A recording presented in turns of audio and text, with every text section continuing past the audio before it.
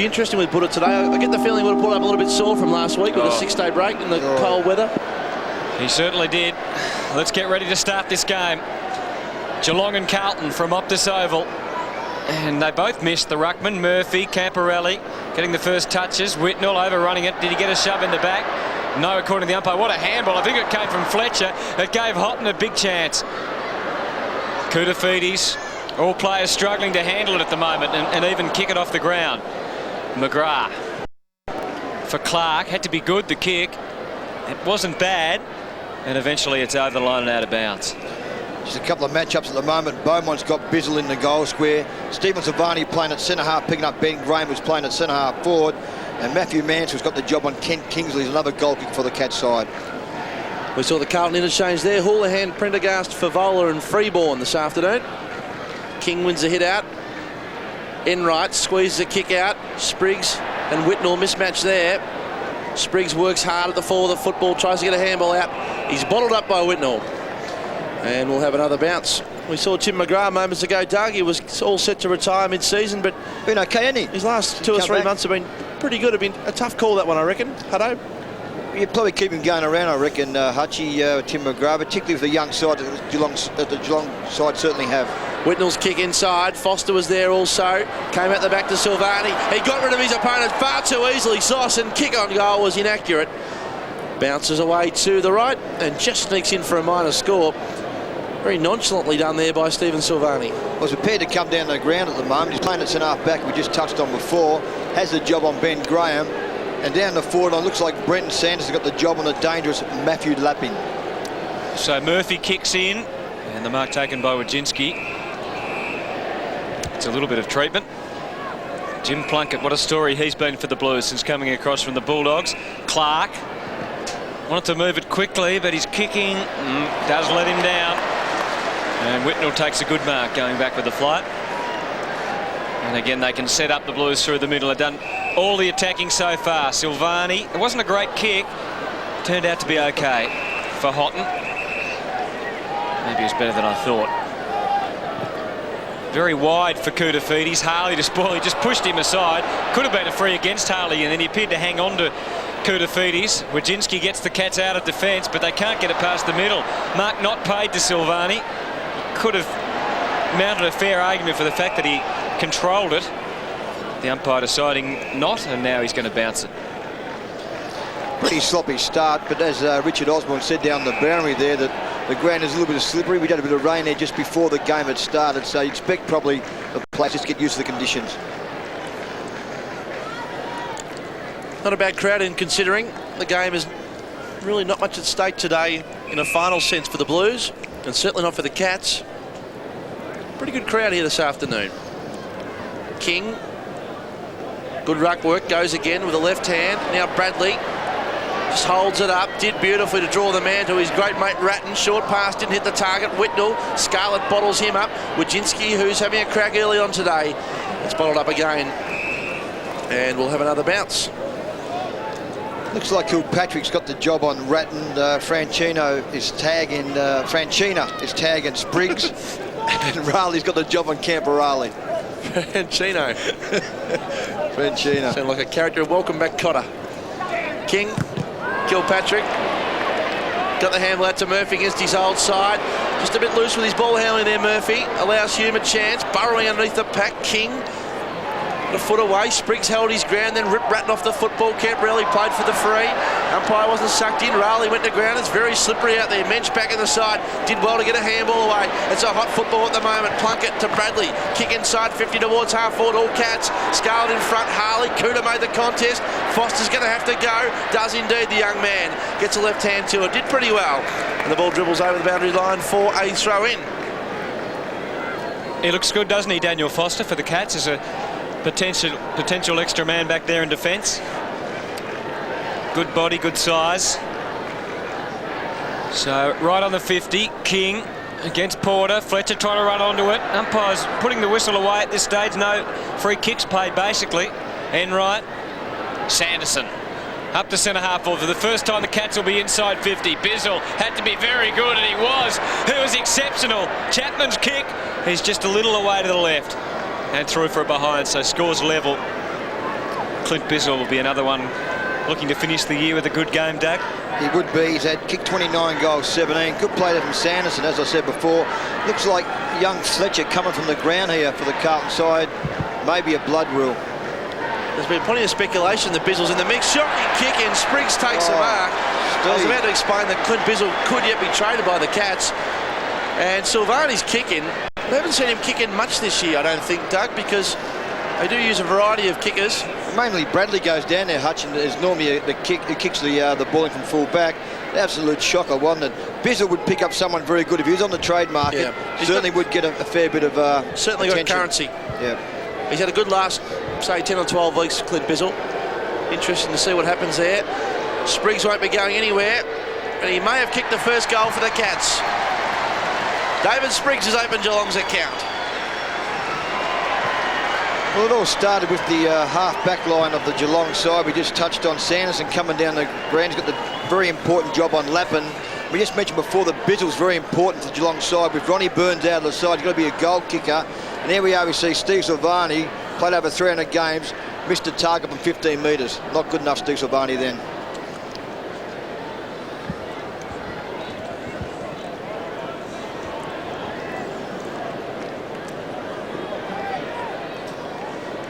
So the Blues have had most of the play, but they find themselves 6 points in arrears at this stage. The bounce favoured King.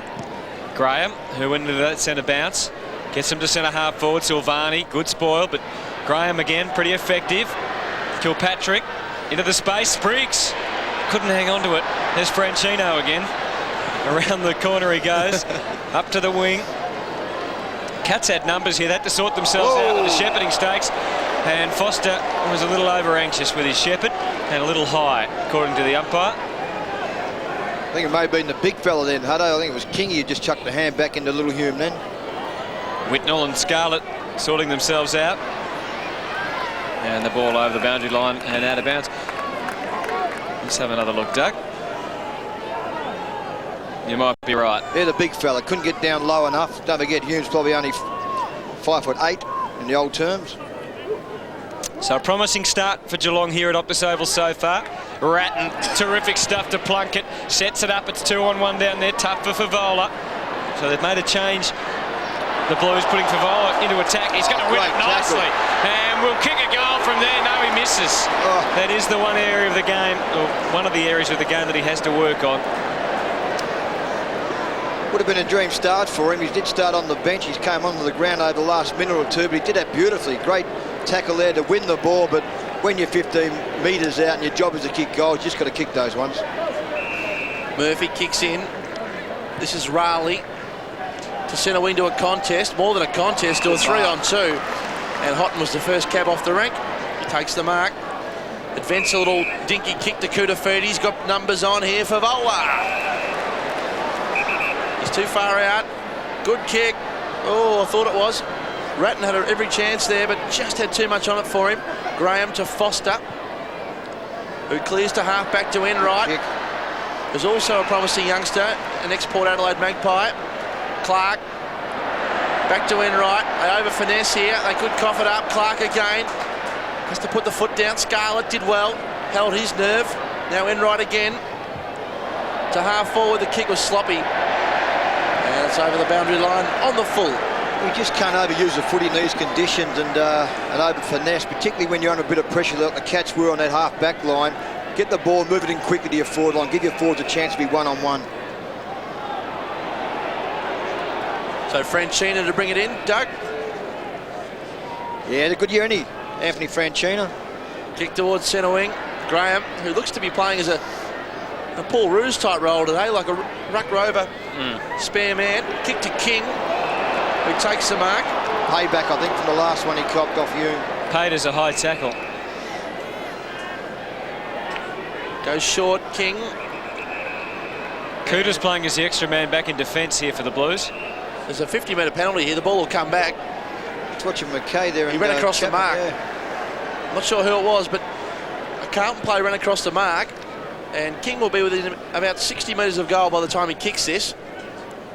You see Whitnell get back and Scarlett, so Carlton get all their numbers back. They do it so well here at Optus Oval. They practice it. goes in the direction of Scarlett at the back, 3 to beat. With the first man down, and the ball dribbles over the boundary line in front of him for a boundary throw-in. Whitnell does that a lot, Doug, doesn't he? Just takes it on himself to really push back and be an extra number. He does. Looks like Porter now's gone forward. He's playing at centre-half forward, picked up by Tim McGrath. Kurtafidis has been picked up. He's gone onto the ball, picked up by Ben Graham. King and Houghton. Houghton just grabbing it out of the ruck and was dumped straight away.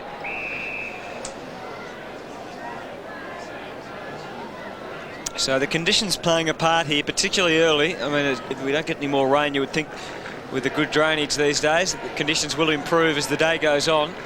But it's certainly been slippery and hard for players on both teams to handle the ball at the moment. Ratton handling it pretty well. Bradley, well tackled, but just got it on. And now Kurtafidis kicks to a lot of Geelong players. McGrath, Kilpatrick in support. Goes out wide. There's again 2 or 3 Cats players there. One of them is Enright. Sets it up. Graham is the target and Metch. And Cooter in front. Thought he might have been held on to. Mansfield gets a good clearing kick. Hickmott must get a free. He will. Off half back. So the Blues still yet to score a goal. We're almost to the halfway stage of this opening quarter. Played about 12 minutes. Lappin coming in for his first possession. Trying to get the Blues pumping. Look at Camporelli. He is a mile in the clear. And one wonders how he got there. Hume breaks for the goal square. The kick goes in that direction. Great kick. And well controlled. And he can put the Blues in front. What is just a hard runner. Scott Camporelli just keeps working so hard. Great vision too to find Hume. Hume worked down the ground as well. That's why Carlton this week has signed a 3-year contract with Scotty Camporelli. Fantastic football.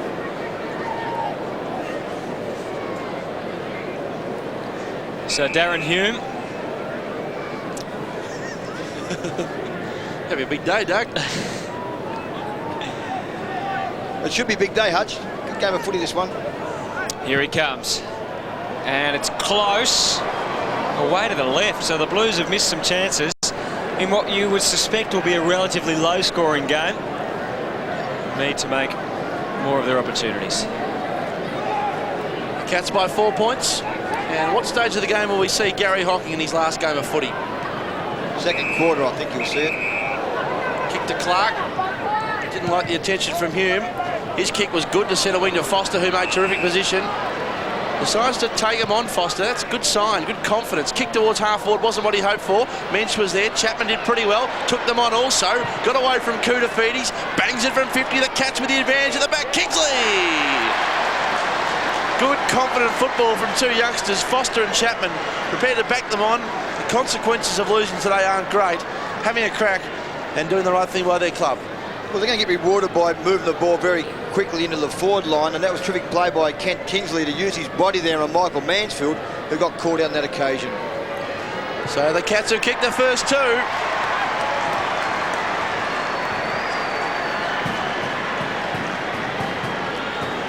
Well, just some of the younger fellas there. We see Foster and good play by him and Paul Chapman. I just mentioned a bit earlier, a couple of times they've tried to overuse the footy Geelong, but on this occasion, move the ball quickly in your forward line and give your forwards a chance to be that one-on-one opportunity. Here you have see Paul Chapman now. Kicks the ball nice and long into a one-on-one, and he got rewarded. Good play by Kent Kingsley.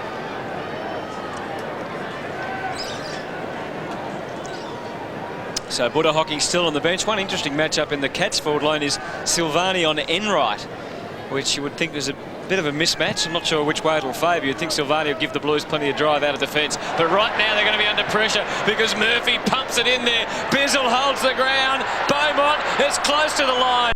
And Mansfield able to get it through for a point. Well, just on that, Hutto, on the Enright-Silvani matchup, Enright's had the 6 touches and 2 marks. Hasn't been on him the whole time, No. Silvani. Don't worry about that. But still, he's been very good, Enright. Almost a hold there to Bizzle. Yeah, almost. Well, boys, this start doesn't surprise me at all. There'd be no doubt Bomber Thompson would have been saying to his Chargers, boys, you've got 2 months off after the end of this game, so just give it all you got. We see this time and time again. Silvani this time, the Dangerous. kick was again dangerous. Good Very mark lucky. taken by Hickmott, who's also re-signed with the Blues this week. Spriggs might be coming off here. being spoken to by the runner. Oh, they've coughed it up again here. Bradley's handball cut off by Bizzle. The Cats are having a crack. Kilpatrick was held. Umpires letting it go today, and good to see too. Franchina did pretty well. Burst through off half-back, kick towards half-forward. Before the football, Koutafidis runs to 50. Anthony Koutafidis has kicked a goal.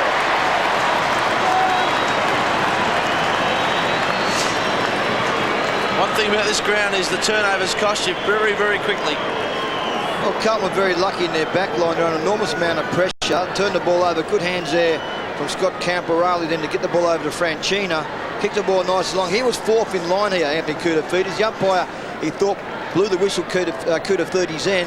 Great play by Anthony Koutafidis. Kicked that goal. Terrific football by Carlton.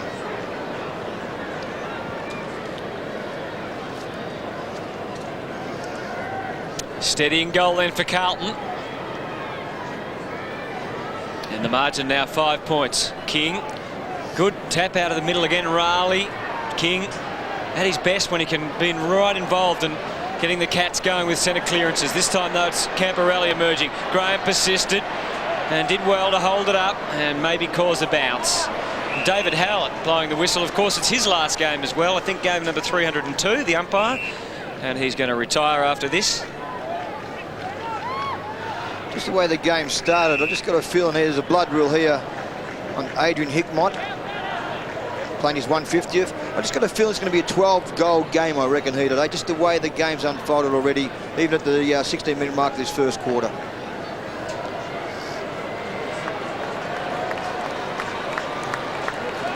Houlihan coming on. He's had a fair year, kicked 26 goals to the Carlton side on the half-forward flank. Unlucky to be on the bench to start the game, I would have thought. In these conditions, you'd think he might be able to slip in for a couple of goals. Foster gets them in towards 50. Kingsley just couldn't handle it. And unfortunately for Geelong, all the Carlton players were moving to the front, so they had runners everywhere. Mansfield, poor kick. Oh, Lappin did really well. Oh, dear. Reward for courage then. Humes pushed wide, as is Houlihan. Manton. Whitnell straight down the ground. Koutafidis, Graham watching him. He goes wider for Whitnell and Houlihan, both attracting the footy. Good spoil in the end. Hume camped there. Foster, Wojcinski had to be committed. Was committed. Chapman, good hands, good running. Clark just dragged as he kicked it. Manton should mark and does. Mensch just a fraction late with the spoil. And so Matt to take it at centre half back, quickly giving it to Camporale. Raleigh with the job on him today. Mensch tries to run him down, up to half forward. Oh, that's an excellent mark by Houghton in front of Harley. Cooter down in the goal square, pushing, leading into the pocket. Graham watching him. Whitnell doubles back the other way. Gonna move it. They did a switch then, the Cats defence. Scarlett went on to Cooter, right to the goal line. Whitnell working his way back. Graham was strong and at it. And they should be able to get it through. Well, they don't concede the behind in the end, and that's a good kick. So the Cats maybe can get some run. Kingsley forced to run right up the ground. Haven't really got an obvious option on here apart from a little dinky kick over the top. Still, there's nothing to go to. Going to have to go long. Mensch in a one-on-one contest out there with Manton and the ball over the boundary line. Trent Houghton started the game fairly well for Carlton. He's had 5 touches. There's Adrian Hickmott on the bench in his 150 for the blood rule. Houghton's had the 5 touches with 3 marks. Been pretty good for him on a half-forward flank. So King versus Porter. Silvani won the hit out. Murphy read it best. Good handball to Mensch. Back in the side after a few weeks in the reserves, cooling his heels. Kick towards half forward. Bizzle takes him on, turns him inside out. Good handball to the advantage of Wojcinski. He's not a bad kick, Wojcinski. Kick on goals, bounces away and over the boundary line. Dave Wojcinski, who has also had an injury-interrupted season with a knee injury. Back in the side and played okay last week in Buddha Hocking's farewell to Shell Stadium. It'll be Mensch and Porter. Mensch did well. Kingsley couldn't get a kick out. Mansfield against his old side. Chance now for the Cats. It didn't hit Bizzle. Had a couple of chances there that went big in the Cats. And Carlton too cool in defence. Silvani to Beaumont. There's a big chance to be an All-Australian come Monday night. Here's Hume. Couldn't take it. Goes again with Wojcinski. Tries to get a handball out. Pointing a heat on around the football. King in there decides to bang it on the boot. Low percentage option that was. Didn't have a look. And that man, Beaumont, go very close Monday night, I reckon, Doug, to being All-Australian. Had a great year, hadn't he?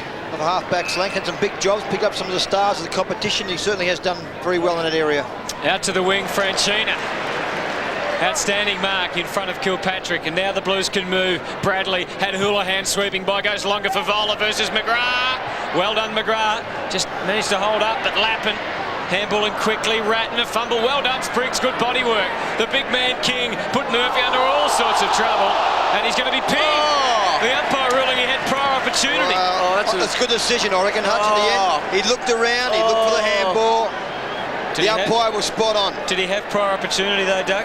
He had about 1/20th of the second prior opportunity, boys. Good spoil, so it's still alive. Him will kick the goal. He will. And they're in front, the Blues.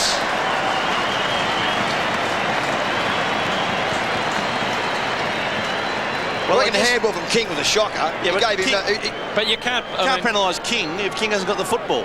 That's what, in essence, King gave him the handball. He put him under the situation here. He looked, he had plenty of time. Don't you worry about that. He had plenty of time. Plenty of time to do what? The handball, the footy. I did play 18 years, so I have some idea about the game. So anyway, he had plenty of time. Simple as that. He looked, had the handball, didn't give it out, and he got caught. Paid the penalty. Okay, well, Doug Hawkins is convinced he had time, and we'll accept that. Yeah, we will. Cool down a bit there, Doug. King. Well, going in. And we'll have another bounce. Take us through it. There's King again. The handball. He looks for the handball, tries the dummy, gets caught. Simple. Free kick against him. King and Porter. King wins it. Houlihan handball towards Bradley. Towards half forward Sanderson, and he infringed on Lappin, the umpire said. Advantage is paid. Here's Houlihan. What can he create here? He's such a clever player. Such a clever player. And I was pretty happy to see it over the boundary line. So a throw in.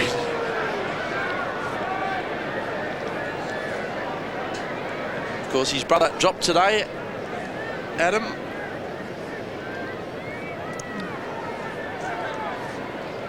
Of course, Porter handling all the ruck work virtually with Allen still out of the side. Be a tough assignment for Matthew Allen. Hasn't played a lot of footy, Hawk, to come back in next week. Very important player, Hutchie, to come back into the side, wouldn't he? I mean, with Mark Porter. I mean, both get firing together. The good thing about that, Porter can go forward, and as we know, he's got a great pair of hands. King kicks towards Mensch, who's got two to beat all day today. David Mensch is not working out for him early in the game. First game back. Well, there's Mark Porter here. Is that the young... Sorry, Matthew Allen, sorry there. Is that young fella White or Whitehead? I'm not quite sure, but anyway. Inside 50, Carlton 14, Geelong 7. Koutafidis tried to get a handball away, couldn't do so. Hickmott there. And we'll have another bounce. Of course, Hickmott and Mansfield playing against their old side, and so too is Murphy on the other side of the coin today. It's 14 plays 15. I tell you, it's been okay. David Clark's got the job on Bradley. He's held Bradley pretty quiet, don't he? Well, Bradley now's had 7 touches. King, Graham, now Mensch, kick towards half forward. Kingsley now the match up with Silvani. Goes again, Kingsley happy to see it out for a throw in. It's a wet old afternoon in Melbourne. It's been raining for a good portion of the morning, certainly overnight. It's cleared up now, but the ground still suffering the effects of the rain. It doesn't drain as well. Optus Oval, the water sits on the surface much more than it does at the MCG or even Colonial Stadium, where it no longer rains, of course, with the roof on. Bizzle versus Beaumont. McKay, handball out the back to Bradley. Got a little handball away. It's tough and hard out there. And pretty lucky to get away with that in the end. The great veteran Andrew McKay. It's amazing Bradley can just get those possessions. I mean, just before he only had 2 or 3 touches. All of a sudden he's had the 8 touches now. And I said David Clark's been pretty good. He's had 6 plus 2 marks, so he's been pretty good in that area. Porter and King. Silvani in support for the Blues. Porter controlling it. King went again. Ratton, Enright, McGrath. Had to go back. Murphy squeezed the handball. Still a lot of players around the ball. McGrath, again overwhelmed by numbers. Hickmott, strong and tough. Franchina. Raleigh. And inevitably, the umpire calling for a bounce. You mentioned there before, Hutto, in the preview about Scarlett, maybe one of the favourites for the best and fairest. It's been okay. He's got Whitnell. Whitnell's only had the one kick so far in this game. I know it's only early days, but he's been pretty good. Yeah, I'd say he'd be in front, wouldn't he, for their best and fairest? Yeah, Scarlett. Sanderson be pretty close. Yep. Bradley pushing back. And there he goes for possession number 9. Ratton looking for Lappin. Great kick. Sanderson with the job on Lappin today. Silvani running down the ground. Got Hickmon away to his right. Goes to his left instead. It opens up for Franchina. Great vision. Clever kick. And Koutafidis lines up. That's just brilliant football. That was like a training drill coming in their back line for Carlton. Then the kick from Franchina here looked like he was going to go forward into the goal square. Changed his mind in mid-flight. That is absolutely class by Franchina then. So the Blues a little inaccurate in front of goal in this opening term. 2-3 to 2-2. The margin 1 point at the moment as Koutafidis comes in and blasts away for his second goal. That extends Carlton's lead.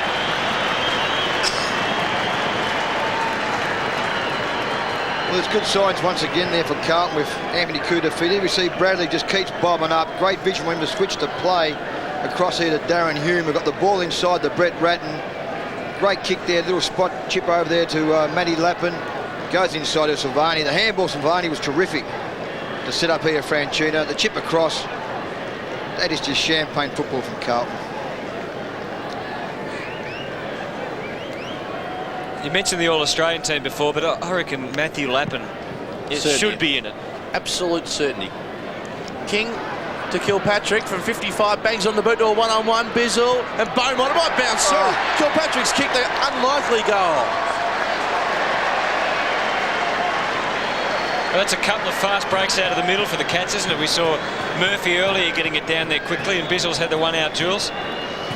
So good work here in the ruck here. I think it looked like it was Stephen King on that occasion here. Just pushes the ball forward. There we see Kilpatrick. It was a good play, wasn't it? The one thing about him, Hawk, he hasn't been jumping at all in the 4 weeks since he's been back from a knee injury because of the problems with the knee. Today he's jumping, it would seem, and he's doing a pretty good job of it. There's great work too from Bizzle as well on the goal square to shepherd that ball through. In fact, I don't think the Cats have won a game since Stephen King's come back. Would that be right? That's correct, yep. 1 point the difference. Don't hold back, Hutto. No, I wasn't saying that was his fault. Well, that's how I read it, Hawk. Well, he needs to lift, doesn't he, obviously? 1 point the difference here. And the Cats have made a pretty fair start.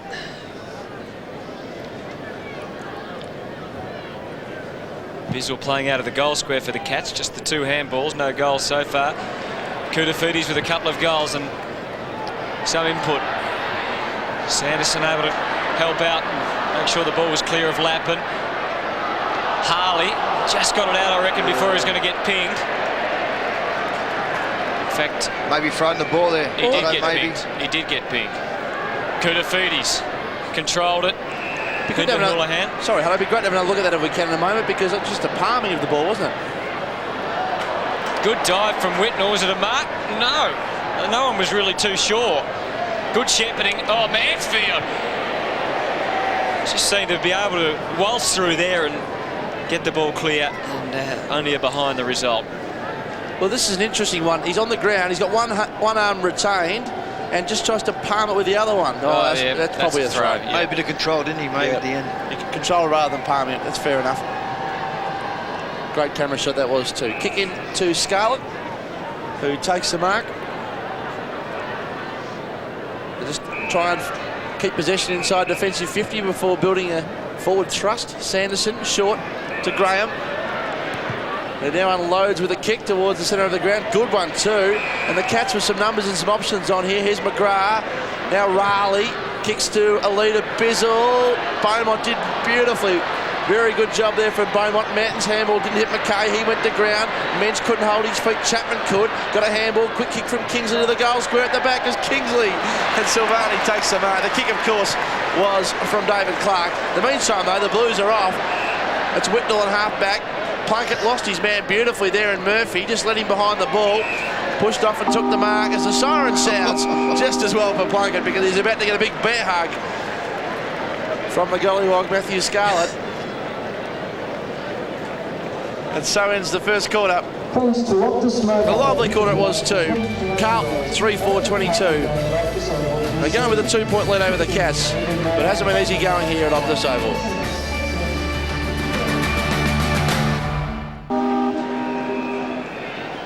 Cooter starting in the middle in this second quarter. Porter in the ruck. Kilpatrick, Graham, King and Murphy for the Cats. And it's Porter that wins the tap. Crash Graham. Then he was dispossessed just as quickly. Enright, Graham, Spriggs, Mansfield, Plunkett. I guess Graham does give Geelong something they perhaps lack a little bit on ball, which is a bit of strength and a bit of height. It's got a fairly band of relatively small on-ballers, haven't they, with the likes of Enright and Wojcinski and Clark, Spriggs. Well, he's got the job on Cooter too, Hutto, here. So when Cooter goes on the ball, Ben Graham goes with him. Camporelli on top. Silvani now playing on Kingsley in Geelong's forward line. Manton still back there on Bizzle. And Beaumont just swapping onto Kingsley. So they've just made a couple of adjustments, and Silvani going on to Mensch. Raleigh still watching Camporelli off the ball here. Plunkett and Murphy. And there's a whistle and a free kick. Which way is it going? Geelong's way to Murphy. So Justin Murphy with the footy. He's got Mensch down there. Bizzle trying to make a lead. He goes now into the pocket. Murphy's kick is reasonably good. In fact, it was very good, and Bizzle just couldn't control it. It is wet. He did well to keep it in. Kingsley had to put the body on the line there. Both players did that. Murphy a chance again, and he does good well. mark. That is a really good, strong mark in these conditions. And he's come down pretty heavily. From there, not beyond him this distance, 50, probably kicking from maybe just 55 metres. So certainly, I reckon he can get the journey from there. Well, it's Good a mark. new ball, isn't it? Yep. And he fancies his chances. It's not bad, just a little bit too far away to the right. In the end, the distance probably stretching him, as we so often see from there, and the accuracy not quite there. So 3-4 Carlton, 3-3 Geelong at Optus Oval. Saturday afternoon footy on 7. Camporelli to bring the ball back in. Good, precise kick to Ratton, who was in between 4 Geelong players. So the kick needed to be good. It was. Kick to Bradley. Silvani runs for him. That's where he goes. Silvani takes the mark.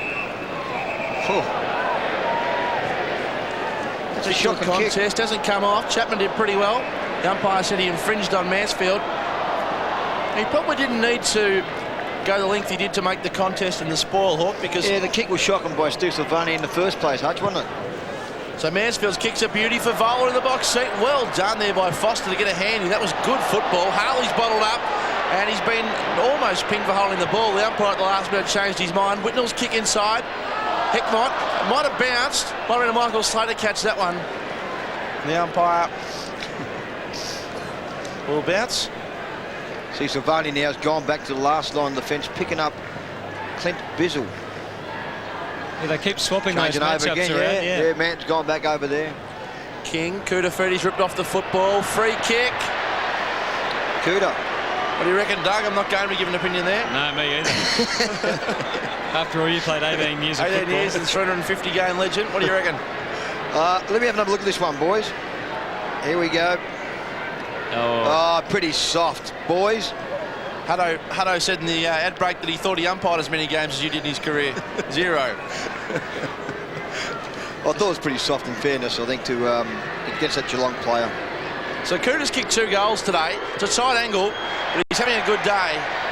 Having said that, the kick wasn't... At least he's having a good day. Thank you. Yeah, I was waiting for that. Minor score to Cooter. Let's have a look at this one here. King knocks the ball forward. There was contact, wasn't there? But he just accentuated it and dragged Did it beautifully, down, didn't he? Yeah. in my opinion. Yep. It's worth a lot. So Murphy kicks in for the Cats. Oh, tough one for Enright. 2 to beat. The 4th and 5th umpire today. In fact, he didn't really even get to the contest as it turned out. Mansfield up and under, and not accurate. Kilpatrick takes the mark. Is that 50? No, it's not. Scarlett, in some ways, in a worse position because nowhere to go. The Cats here, He's absolutely gone. nowhere to go. Oh, somehow. Why overuse the footy in conditions like this? Sorry, Hutto. Why overuse the ball? When you're under the pressure, you're under the pump, clear the ball out of your defence. I mean, it's very simple. As it turned out, getting it for a throw-in on 50 was probably a good result. Well, the Scarlett handball to Murphy was where it fell down. They looked like they were going to concede a goal. They still might. Bradley, the old champ, misses. It's catching. 3-6 to 3-3. And Carlton, 3-6 is not an unbelievable scoreline, but I reckon 5 out of those 6 have been genuine chances for goals. Well, Cooter missed an easy one to start this quarter, Hutto, and that one, Bradley, normally bread and butter stuff for him. He's been very good. He's had 12 touches now with the 1 mark. Well, they've heeded the advice of Doug Hawkins and they've cleared the defensive 50 and did it well, and King took the mark. Handball to Sanderson, kick to half forward. Bizzle in front, working hard. Mensch, Spriggs bursts onto the ball. Handball terrible. Mansfield went without it. Enright squeezed a kick out. It'll come off to Clark. Gets a hand on it. Taps it back. They go to ground again. Graham in the back possibly. Play on, said the umpire, advantage. I'm not sure it's advantage when Graham doesn't get the kick. But anyway, Kilpatrick's kick on goal. That's an interesting one, isn't it? It is, yeah. Minor score. Ben Graham had taken that kick. He might have been half a chance to kick a goal. Well, he probably could have been. He would have been 60 metres out, not beyond him. And that's a fair point, Hutch. I agree with you that one. I mean, then again, he was clear, Kilpatrick. Could have used the ball maybe a little bit better then. Kick to McKay. Good to be agreeing with Doug Hawkins when he's in a bad mood. Lappin's kicked the centre wing. Been known to take the odd commentator out the back at half time. Mark's been taken by Koutafidis.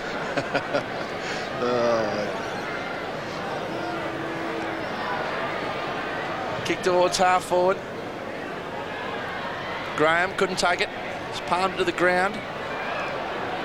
Kilpatrick likes these conditions. He's having a good day this afternoon. Kilpatrick's had 7 possessions. Raleigh went without it. Just needed to be a bit cleaner then. It's very hard though. Clark in and under. Wrapped up by Koutafidis, who's also finding some charge just at the business end of the season. What about Cooters afternoon already, Hawk? 9 possessions, 3 marks, 3 tackles and 2 goals. Well, he's just starting to play some great footy, and he's coming into the finals next week, and it's great signs for Carlton. Looks like might be a blood rule. He's chasing McKay. Can they win the premiership from 5th, Doug? I'm not quite sure. Actually, I think they may struggle. All depends what happens next week when Essendon take on Richmond. And correct me if I'm wrong, if Carlton win that, they play the winner of the Essendon Richmond games. Is that how it works? The loser. It doesn't work that way, the loser. Buddha Hocking's coming on, boys, by the looks of it. Chapman coming off. Milburn also on for the Cats. Okay, so time to pause and pay tribute yet again to the great career of Gary Hocking. Have a listen to the fans as he appears on the ground for the last time. Even the Carlton fans are clapping. Yep. And a nice moment too to do it when there was a bit of a lull in play to give him a little bit of an ovation of his own. And there's the cheer squad chanting Buddha as they did last week. Franchina's picking him up. Just watch for this if Buddha's pumped up. Yeah, he said he was going to give some Carlton players some crap. We'll watch for that. I don't think he worried too much with a 2-week suspension at this point of his career. I don't know, about 12 months, would he? I don't reckon he'd turn up to the tribunal, would he? He'd say, go and get stuffed. Camberelli, kick inside. Houlihan's taken the mark. It just seemed then that Foster didn't pay Houlihan enough respect in the air, Doug. Played off him a little bit then. He just tried to use his own judgment there. You're right, the game about 15 metres there, Hutto, and Houlihan, very much like Lappin, a goal kicker in their forward line. He's kicked 26 goals, 12 this year for the Carlton side. Foster's an interesting one for Geelong, whether he ends up being a tall or not. In essence, being a key position backman. At the moment, he's used as a halfback. Just caught in that size where it can be a bit tricky for him. Yeah. Got a few like that, haven't they, really? Like Scarlett, I think, is probably more of a half-back flanker if you had a couple more tall back players. So Houlihan, who's had a tremendous season, as Doug mentioned, with 29 goals, make that 30.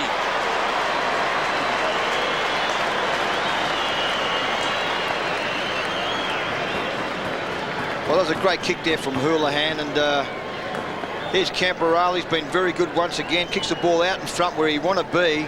And there's Ryan Houlihan, terrific hands on that occasion, and goes back from 35 metres out, head over the ball straight through the middle. Good football from Ryan Houlihan.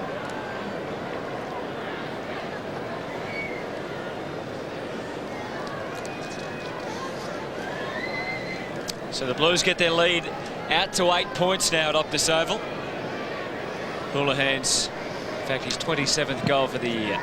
King in the ruck, wins it down. Ratton, Bradley, up to centre half forward. Hickmott, McGrath, good spoil. Lappin, Sanderson with the job on him today.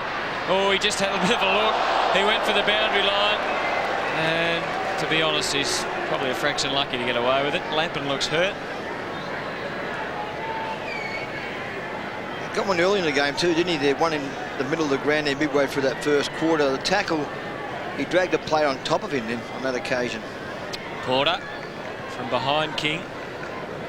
Houlihan again, played for a free. Plunkett had a couple of Blues back. One of them was Bradley. Mensch comes in. Oh, that was heavy. Umpire said it was fair. Ratton, Silvani just left the ball behind. Very slippery and hard to hang on to in the middle of the ground. A lot of heavy bodies around the ball. Raleigh dragged it under. He's got to get it out. He did get it out. Straight to Mansfield. Did well to able to stand up and get a full flung kick at it and get it deep for Lappin at the back. He rode but just couldn't get to the front. Houlihan mobbed. Oh, it looked like a throw. Koutafidis might turn it into a goal. Milburn on the line will get there. And he can move with it. He's got Clark in the back pocket. Doesn't use it. No one go to now. He's in trouble. Interesting switch of play. Have they got numbers out the other side? Clark asked Milburn the question as to why. Goes short for Harley. Enright's the next option if he uses him now. He can kick it out to the wing. That's what he does. It wasn't a great kick, but Enright makes it into one. Good player, this kid. Takes a good mark and can move it. Up to the wing. Graham, good spoil. Mansfield, terrific spoil. Wojcinski also shows some boldness. Gets it to 50. Here's Bizzle, who really hasn't been able to hang on to the ball today at all. He's had 2 handballs. Doesn't really seem to be relishing the slippery conditions at this stage. So we've got a throw in. 4-6-30 Carlton, 3-4-22 Geelong, who are competitive here at Optus Oval, with the Blues leading by 8. The usual suspects, King and Porter, Mensch from the side. And there's a whistle and a free kick to the Blues. For shepherding, I think it was. In the ruck contest. Couta's kick. Oh, Bradley just hangs on to it. Barely went the required distance, and the rule change next year. That'll be times like that when clubs are really under siege. Of course, next year the kick's going to 15 metres. That one barely went 10. Bradley. I think still to be ratified, that rule, isn't it? Yes, still to go before the commission, but the recommendation of the Laws Committee. Milburn, kick towards half forward. Plunkett. Jimmy Plunkett, who would...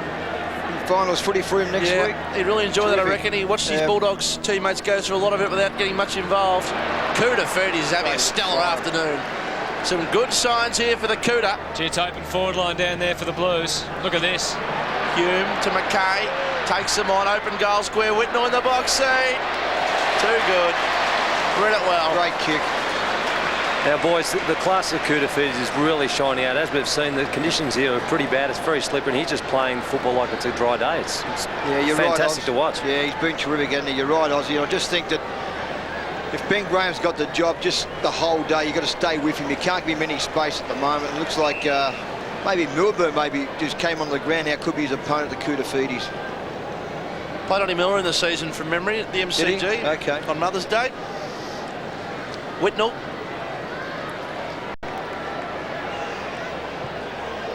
Lovely kick. Lance has kicked his first, the big red.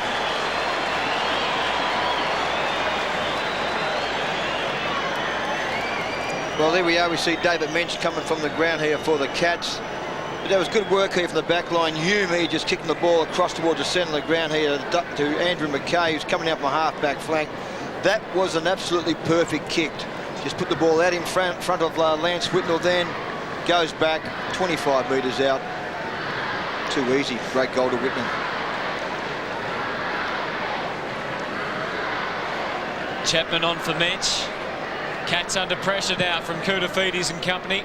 Big leap from Porter. Didn't take the ball with him. King. Kilpatrick, can he get through and get another one? Here's Hockey. Terrific stuff from the Buddha.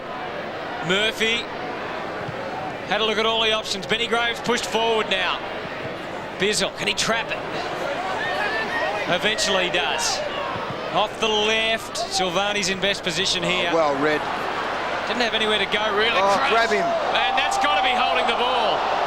Well, that's incredible. Well, did the ball jar free. Now, you've played 18 years, Dougie. 350 games. Well, I thought that Ben Graham could have maybe grabbed him first up. Now, he he's sort of had tried to bump opportunity. him. He's had opportunity, and he drops the ball. Well, sorry, that's how I read it anyway, Dougie. Under the rules and constraints of the commentary box this afternoon, hello, you're entitled to get angry with everyone else in the room. Because everyone else has. King. Silvani. Long day, this. Long time to go. Here's Enright. Can he get onto the end of it? Bizzle.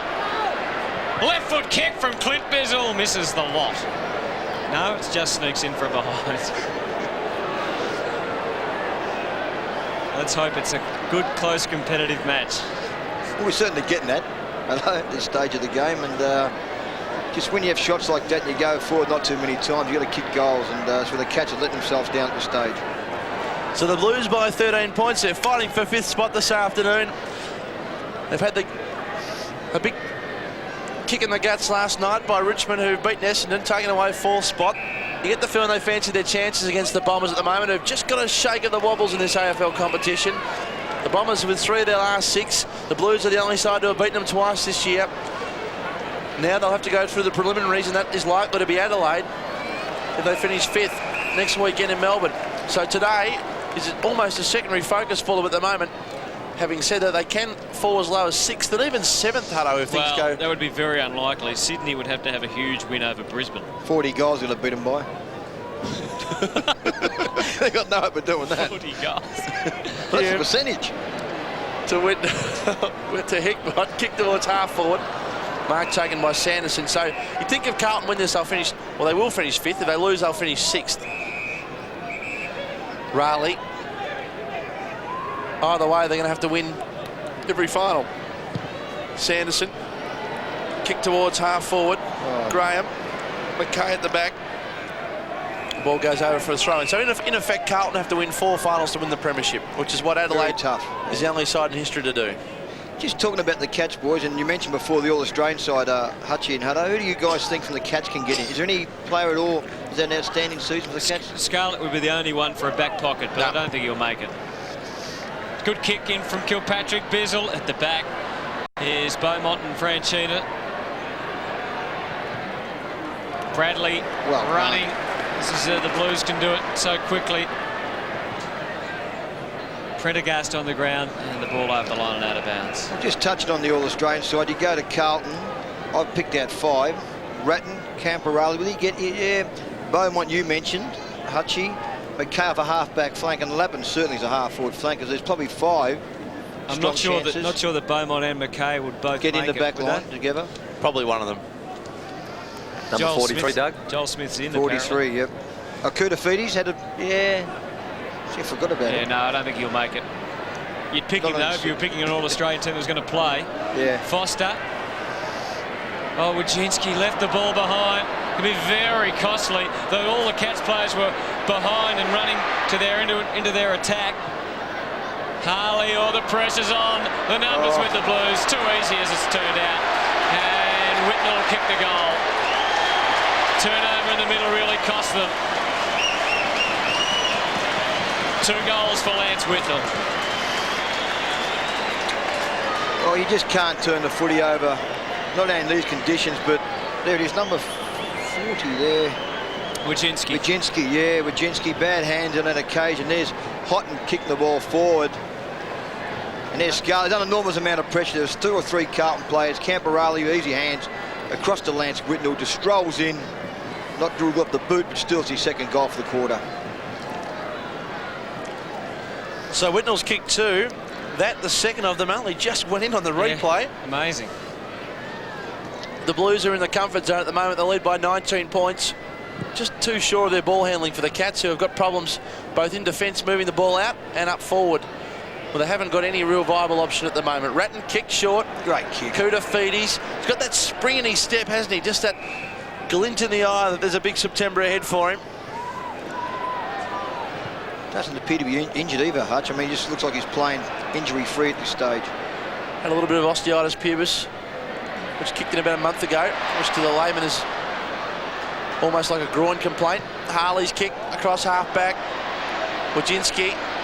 He'll need to be sure of his ball handling again here, Wojcinski, because he just cost him a goal. Might he cost him a second one? Lappin turns him inside out. He did well though, Wojcinski. Butted up, held the tackle.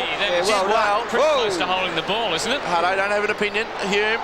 Ball goes over the boundary line for a throw-in. Doug, I'd like to have a look at, if we could have a look at that again, I'd like your opinion. That's what I'm saying. The kid did well, didn't he?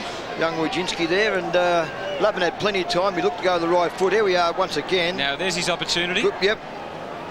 What point of your career, Doug? It's dropping the ball. Early on in your career, do you live in fear a little bit of getting dragged for your mistakes? Oh, you do a bit. You do play a bit, you know. Your cards very tight to your chest, Hutchie, and you do. Sometimes you feel like if you make it blue, you will get dragged. But as you get a bit older, it doesn't matter then. You just take the punt and have a crack. When you're young, you just don't want to make mistakes.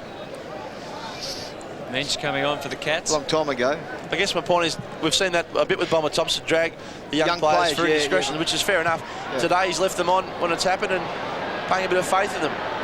Kick towards half forward. Whitnell at the back again. Another goal coming out for Carlton. Camporelli, Whitnell, whoever you like, they can raffle it. Lance ends up with it. His kick falls off the football. Gee, they made hard work of this. Carlton to work it forward. Prendergast is sitting on top of the football. Stacks on the mill, as your former co-caller used to say, Hutto. And we'll have a bounce. I think with Mark Thompson, he'll drag players who make the wrong decision. I don't think it's just mistakes, basic footy mistakes. If you make the wrong decision, you have a prior opportunity to get rid of the football, use it a little bit better. Just got a gut feeling Tomo would do that. That was Stacks on the mill, wasn't it then? They might have been a bit lucky, the Cats, actually. Relatively high contact there from Chapman. 6-6, plays 3-5. Blues still deep in their attacking zone. Camporelli, Ratton, Mansfield. Didn't go, it went straight up and down, so it won't be a mark. Ratton, and that's a behind. 6-7, playing 3-5 here. Murphy to kick in for Geelong. Oh, dangerous. Very dangerous. The Cats just are in danger here of the wheels just wobbling and possibly falling off. There's a free kick's been picked out. It's Carlton's way for a push down the after he kicked it, is it? Down against Clark. I think he pushed Koutafidis after the handball. There across to Bradley.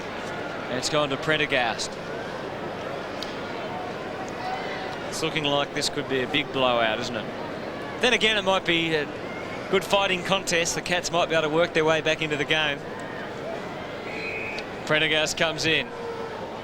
It's pretty good. Swings back. It's through for a goal. Blues out to a 26-point lead. Well, Mark Thompson will be sitting in the coach's box just pulling his hair out there, just the mistakes they've made. There's the free kick was against young David Clark for jumping on the back of Koutafidis on that occasion. Koutafidis now, he's had 15 touches, 5 marks, 3 tackles and kicked 2 goals. He's a man who's ripping this game apart.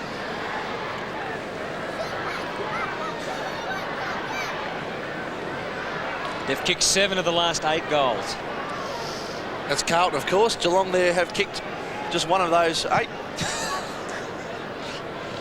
King to Raleigh, kick towards half forward. Mark Thompson looks on, unimpressed. Graham's gone forward, takes the mark. Just going to go back now and kick this goal, Ben Graham.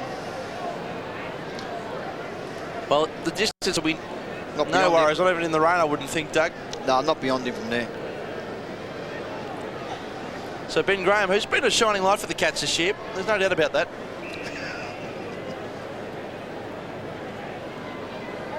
Had a good year for mine, anyway. As captain, kicks from 52. Doesn't quite get onto it. Bizzle at the back almost took a mark. Not really his sort of weather either, Clint Bizzle. Likes the ball in the air. Grew up on the hard grounds in Queensland at Kedron Grange. It's a Carlton interchange. And looks like it might be pretty easy work from here for the Blues, but a long way to go in this game. Bradley to Houlihan. Handball over the top to Kuda. He's just playing as a true midfielder today and doing a good job of it. Houlihan's kick towards Bradley. McGrath at the back, just put enough pressure on. Wojcinski's given away a free kick. He's just a bit frustrated with himself, Wojcinski, at the moment. Dropped his head a couple of times. Hickmott kick towards half forward. Good kick to Prendergast. Looks a likely type, the 20-year-old. Just played 5 games. Had a series of injuries over the past 2 years. Just gives them another option that you've got a man up in the forward line. Kick was lucky. Hume tried to claim the mark. Got a handball underneath. That was a dead set underground handball. Here's Freeborn. Right kick. Lapman.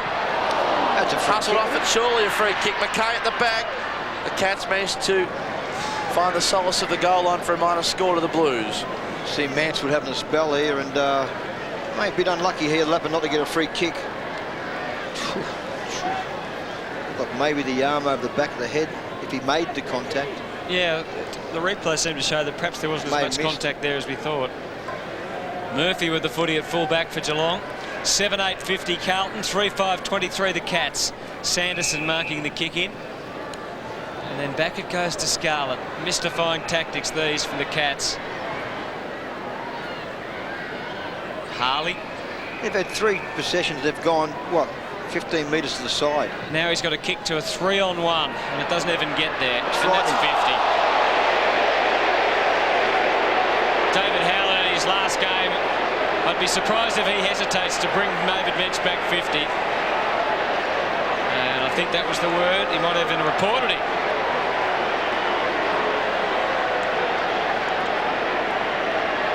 It was fairly late. I don't think it was vicious, it was just late. Not much in it. Yeah, pretty sloppy. But sloppy, yeah. I don't think he's not much in it, but I tell you what, Cooter's in a little bit of trouble here. It's got him in a sweet spot in the ribs. It just hasn't, on the replay, you wouldn't have thought it got that much of him. But he really has taken that pretty hard, Cooter. Just takes a deep breath now, but be interesting to see now. Just get him off 50. Gee, that's a good 50, isn't it? It's a very good 50. Surely. It'll be interesting with Cooter here because you'd want to get him off and have a look at him if he's a little bit ginger, because there's not much point really having a prized asset feeling the pinch. Having said that, might just be a bit of wind. Might be winded is what I'm trying to say. Cooter Ferries will kick from about 25 out. He's kicked 2 goals. Well, Steve Sylvani's got a fair bit to say to David Mensch over here on the wing here. Sylvani's at Mensch again, just telling him what he thought of the, late tackle there on Anthony Koutafidis. He's kicked 2 goals, 1 Cooter. Trying to regroup here, 16 possessions, and he's kicked 3 goals. The injury's not worrying him. And he's kicked a point. Cheers to Geelong supporters as Sylvani goes to Mensch. Well, Cooter's had 10 possessions this quarter. It's been terrific. He's had 16 now for the. He's had 17 now for the game with the 6 marks. Kicked 2 goals too. It's been brilliant. Clark breaks. He has to be good with the kick in, and he was. So Clark taking the mark for Geelong at half back.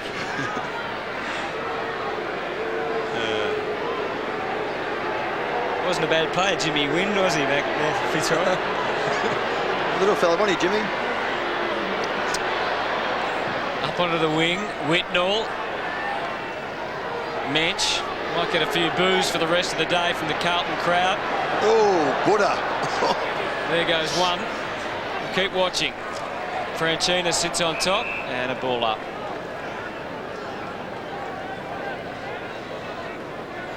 There's Gary Hocking coming in here. Oh, whack. That's a former Geelong player, I think, Simon Fletcher. Franchina watching the great Buddha. 7-9 to 3-5. Harley's now got on to Koutafidis. So experimenting a little bit there today.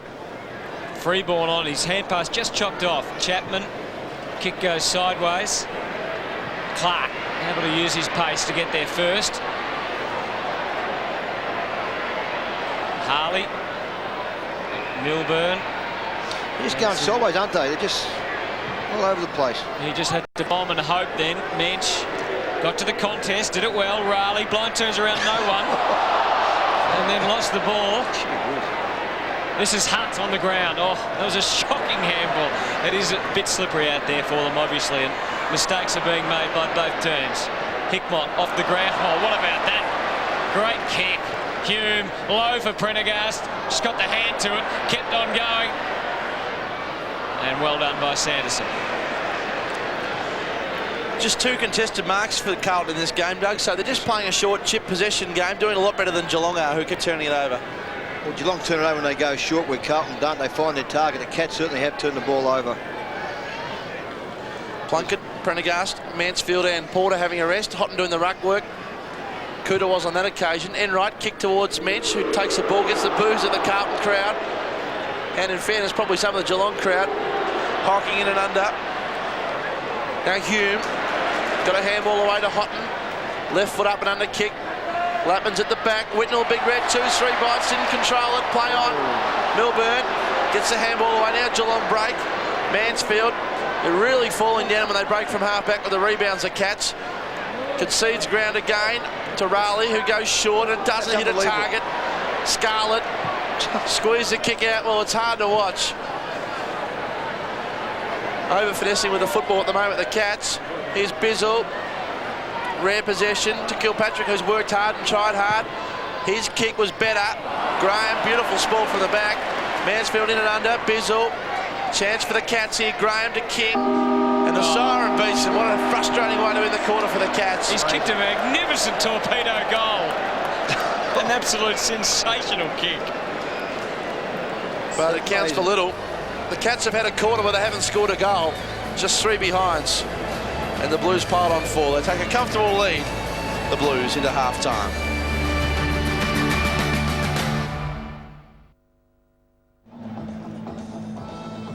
We haven't seen Street yet. I thought it might have been a good chance to have a good look at Peter Street today. Maybe conditions, Hutch. Yeah, I guess the conditions should almost think they might have thought about making a late change there. Second half underway at Optus Oval. Bradley paddling it forward, momentum with the Blues here. McGrath couldn't make proper contact. Prendergast somehow got the ball to Bradley. Plunkett played it as if it was a dry day. Went back for Ratton. It's certainly not a dry day, and the ball went out of bounds. Well, Tom Harley definitely has got the job now on Anthony Koutafidis. Anthony Koutafidis in that first half had 18 touches, 6 marks, 3 tackles, and kicked 2 goals too. He's absolutely outstanding, he was, Anthony Koutafidis. King and Porter. Bradley playing for it. Enright found Kilpatrick, who did pretty well. Spriggs just couldn't hang on to it. Silvani, well tackled, but he got rid of it in time. And now they can turn defence into attack. McKay going straight for Hickmott, and Whitnell crashing through. Just attacked the footy so well. There's a free kick going back to Hickmott. Lappin's pushing forward. He's kicked it for him. He's turned around and he's got it.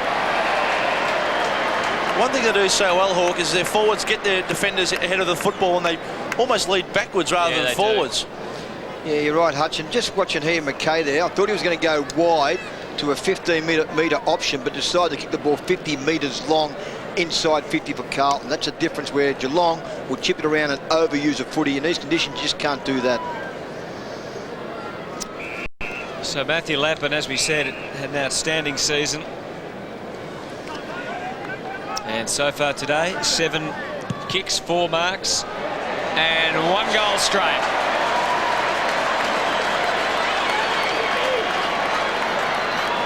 Well, that's a start that Richard Osborne was saying before. Now that Geelong didn't want.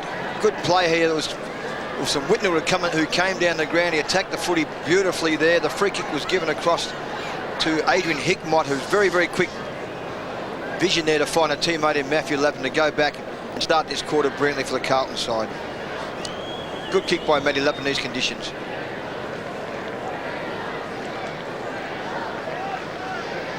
So Matthew Lappin's kicked his first. He can expect an All-Australian certificate on Monday night. Certainly for the half-forward flank in the minds of the commentary box here this afternoon. And Carlton's lead has blown out now to 34 points. Here's Camporelli, left side. Kick towards half-forward. Whitnell hustled under the football by Scarlett, who went to ground in trouble, bottled up. Houlihan, that might have been a throw. Chance now for Prendergast, who ran the gauntlet. Did very well, the young Boyd from Oakley, and it's a free kick for his troubles. So Ian Prendergast played just 5 games of league footy.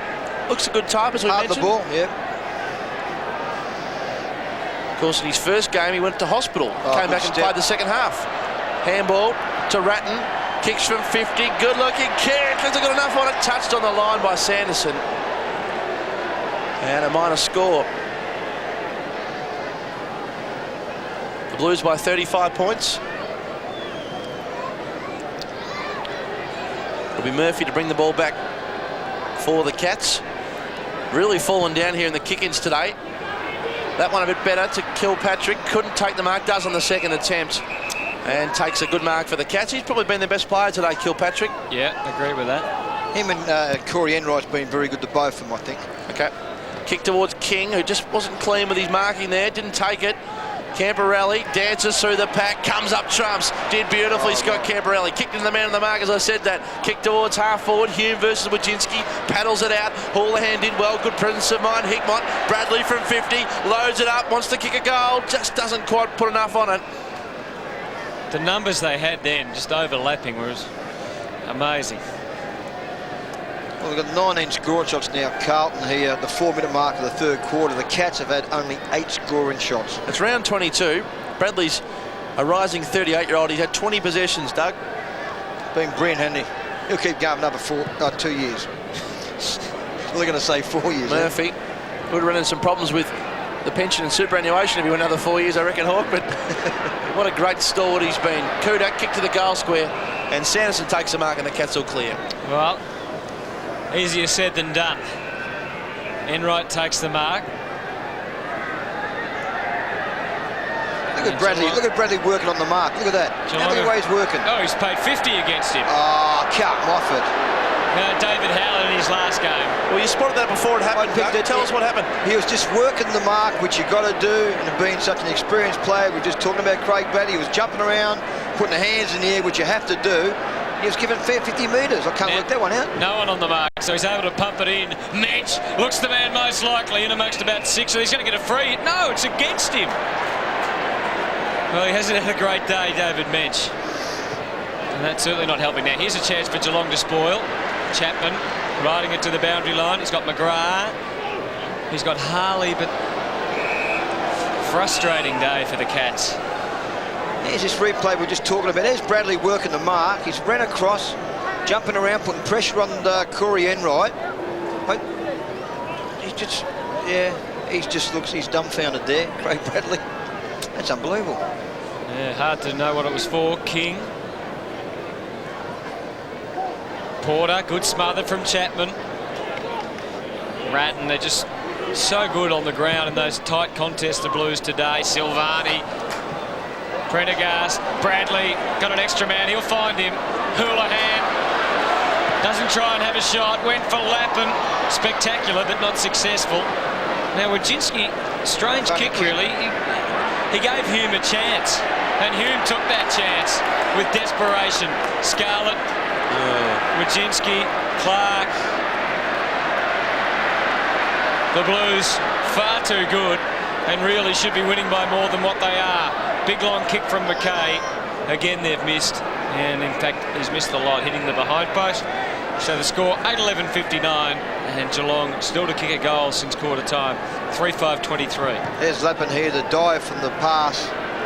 Maybe a little bit winded on that occasion, but Geelong just overusing the footy, aren't they? I mean, gee, the decision-making has been shocking. I think Wojcinski's little kick there, he caught it beautifully. Hutto, he gave Hume a chance instead of kicking the ball out long out in front of his teammate.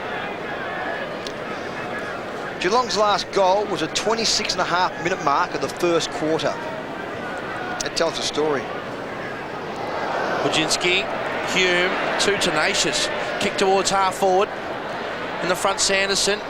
Just didn't stick for him. Clark bangs it on the boot, kick towards half forward. It might sit here for the Cats. Kingsley comes up, trumps. They've got numbers ahead of the football. The option wasn't quite right. Scarlett kick towards Graham versus Silvani. They're the only ones inside attacking 50. And Silvani, too experienced, comes away, too classy. And the Blues can clear to Beaumont. Now to Plunkett, who looks more and more comfortable by the week at this level. Kick to Ratton. He's got Whitnell on. He'll take the mark. He's got Lappin running, or he can turn around and kick the goal. Whitnell runs inside, runs to 45. Feigns the handball. All class, Lance Whitnell. Lines it up. Lance Whitnell's kick on goal is off to the right. Just so good in those situations at holding the football, just deceiving players running past. I think the difference, Hutch, is just their decision-making. Geelong to the Cats. I mean, Carlton to the Cats. I mean, God, he just turned the footy over so many times, Geelong have. Murphy brings the ball back in. He's gone long predominantly from the kick ends. Goes towards King. Just one stickful of the marks the Cats at the moment. Really having a hard time. They've just taken 3 marks this quarter. And just 32 for the match. And they're over finessing when they get the football, the Cats, but they also have had 57 less possession. So if you take into account that they're not using it as well as Carlton, it gives you an idea of the gulf between these two sides at the moment. King, Ratton, loves these conditions. Plunkett, Hickmott, that was inventive. That was clever stuff. Harlem Globetrotters like Camberelli, beautiful kick. And in front was Prendergast. The sure ball handling skills of the Carlton midfield and the conditions there was very prevalent. Doug Hawkins. Well, a good kick there from Scott Camberelli. Instead of kicking the ball towards the goals, he did the team thing and he centred the ball. Great kick from Scott Camberelli. Good mark too by young Prendergast on that occasion. Kicked just 1 goal before today, Prendergast. He's already kicked 1 today though. So he's looking for his first bag of 2. And hits the goalpost for a minor score. Miserable way for Gary Hocking to finish this will be, won't it? Yeah. Probably should have gone out last week, shouldn't he? It's a perfect farewell, wasn't it, last week? And Geelong, by the way, congratulations. They did it beautifully last week for Gary Hocking. Murphy's gone for the torp. He hasn't quite gone to it, but Kilpatrick in best position. Judged it well. Foster runs for him. He went for Kingsley. It was always going to be tough. Worked hard for it, Kingsley. No free kick either way. Good running, aggressive play by Wojcinski that time. And he just kicked it out in front of himself and lost control of the footy. Wonder if it's worth putting him forward, Wojcinski, because he's got some pace. And they just haven't got any crumbing forwards at all, Geelong. They've got no small forwards. They've missed Jason Snell, I reckon, this year. Obviously Burns. Burns is 33 goals for the year. But they have missed Snell since all the way back there at the start of the year. Yep. Porter, Graham, Hickmott, Beaumont. It's Hunt.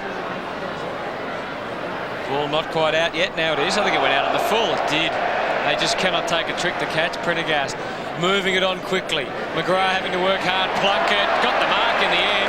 Whitnell's loose. He can't let him go, and that's well done. He just held him up long enough. And now Hickmott just might not quite be able to get there. Chapman needed to control the ball. Didn't have the confidence to grab it in the end and went for the boundary line. It's like Franchino here, boys, coming off Aussie. Maybe a hamstring. Yeah, his right hamstring is clutching, so he looks pretty proppy. Not a good thing to happen at this time. They're coming up to finals. So it's inside their 50, the Blues. 8-13-61. Geelong 3-5-23. Porter. Again, the pressure on. Foster went straight back into trouble. And Houlihan might... Well, he almost kicked a goal, not quite. They're fighting amongst themselves, the Cats down there. Another injury. That one looks more serious. Brett Ratton in agony. Oh, no. Dislocated. Is it? His arm, look at the elbow. Oh, no, this is a tragedy for Carlton. Brett Ratton's arm is in tatters at the moment. He's their key playmaker, and the pain on his face says it all here. Well, what a tragedy for Brett Ratton. He's played such a stellar season for Carlton. He's their leading handball, leading possession getter. He's played every game of the season, and come round 22, he looks like he's done a serious arm injury. Big blow to Carlton's hopes, this. He's had 18 touches in this game. Gee, it doesn't look good.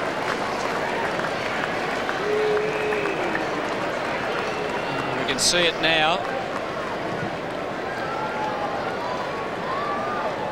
Self-inflicted almost, is it? Yeah, he fell over, looked like.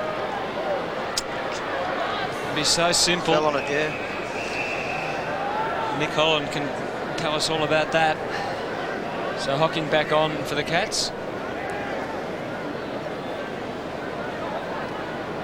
Meantime, almost incidentally, play about to restart.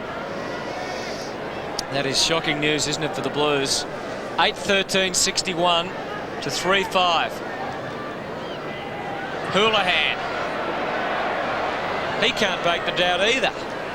They're just amassing the points here for the Blues. Well, at some point, Hawk, do you get your key playmakers off if you're Carlton in the last quarter? Well, you've got to start looking at it, probably, I'd imagine, Hutch, 'cause you can't gain much from this. And obviously, Richard Osborne just walked past you, Ozzy. How's it looking down there? Yeah, as you can see on the camera, boys, Yeah. it's got to be a dislocated elbow. He's very distraught and in a lot of pain. Shocking news for the Blues.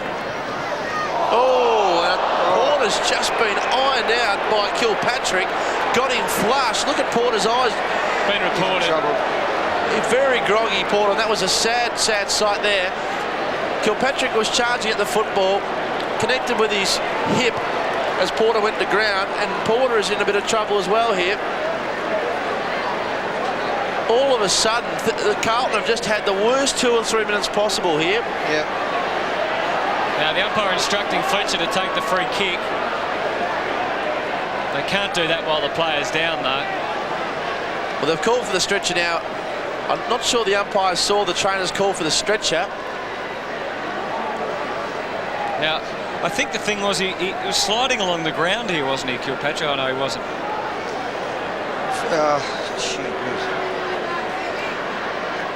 So the stretcher's on the ground. Just the thing with Glenn Kilpatrick, looked like he took his eyes away from the footy. Just late, just as he went to give the tackle. And there's some real spite between these two sides at the moment. Ben Graham, in fact, just trying to segregate his side at the moment because he took the full brunt of that bump on the right cheek. Let's hope Mark Porter's okay, because putting a protective neck brace on at the moment. And that's not to be, that's nothing alarming at this stage for Carlton supporters, because it is normal to protect the headers. The stretcher will be connected underneath him, I would think. The yellow stretcher alongside him there on screen is what they use. They connect it underneath the player rather than load him onto it to minimise the risk of... It was very much like the Jared Malloy and Tarkin Lockyer. They're very, very similar in a way. Like he's very low to the ground, and the hip made contact, which does all the damage to you. Let's have another look.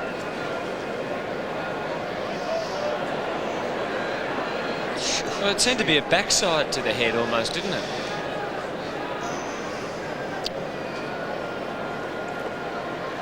Mark Porter's had such a horror run with injuries over the years that he deserves a final series. He's earned the right. Geelong's last score, not last goal. No, it's not right. It is right. Hang on. Well, anyway, he is conscious, which I think is great news for Carlton and his family as well. He is conscious, Mark Porter. Hey, I'm just getting this statistic check. You're right there, Anthony. By our stats guru, Jared Cameron. Just double checking. Meantime, there's still a little bit of ill feeling between these sides debating the issue at the moment. There's not...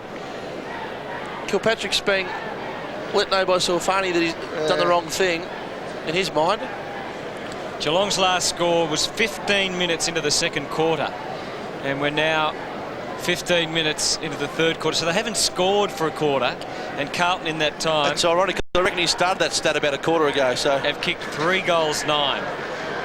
So they've had 6... Hang on. 12 scoring shots. Well, Silvani's remonstrating. Yeah, he did that too before with David Mensch when he skittled Anthony Koutafidis.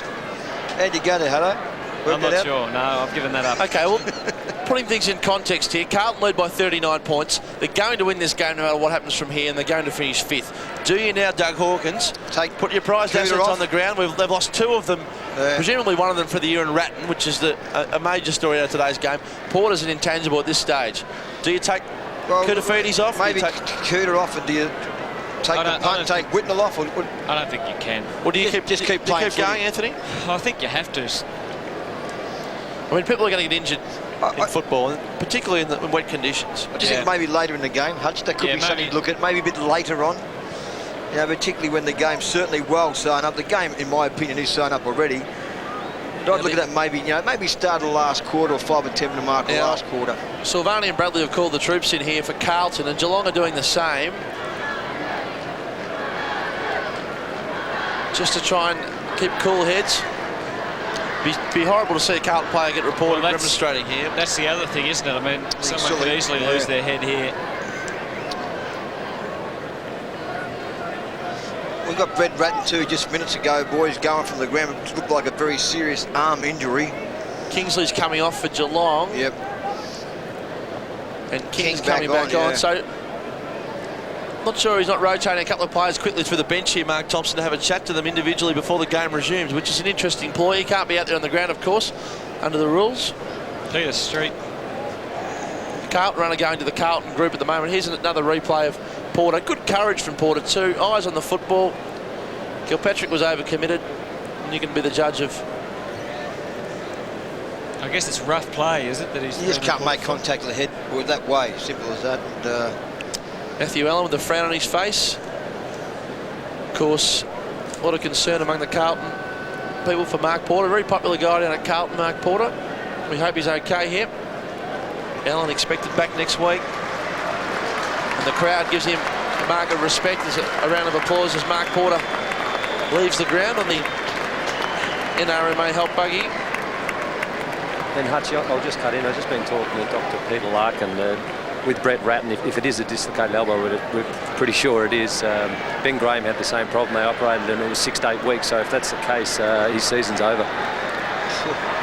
I think Ben... Huge blow to their finals campaign. Ben Graham, from memory, was originally diagnosed as 2 to 3 weeks, and after surgery it was 3 months. So it could be different levels of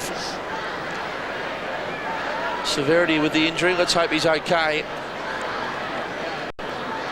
It's taking some time to get Porter out of the arena at the moment. Well, the whole teams, both teams, have bunched up in one big huddle at centre-half forward for Carlton. It's quite amazing. You just think now that with the race the way it is, you need to be carried up that race into the Carlton rooms, Mark Porter.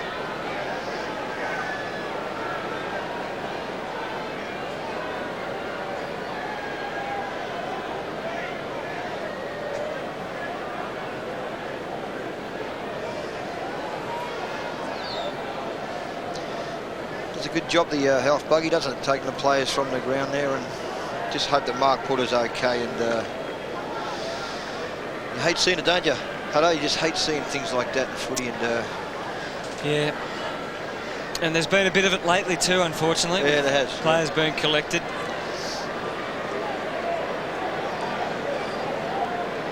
So I wonder about the impact of this too on, obviously, on Carlton's finals campaign, but just the rest of this match.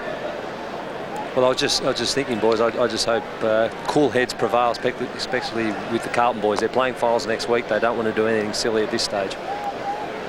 Yeah, you're right, Oz. You're pretty sure they wouldn't be that stupid to fall in that sort of thing. I'm sure that's what Craig Bradley would have been talking about. Get the footy, boys. Simple as that.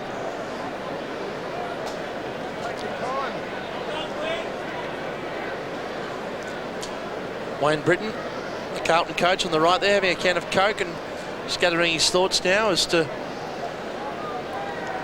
which way to progress from here. Stephen Kernahan to his left. His birthday today too, boys. Stephen Kernahan. Happy birthday, Sticks.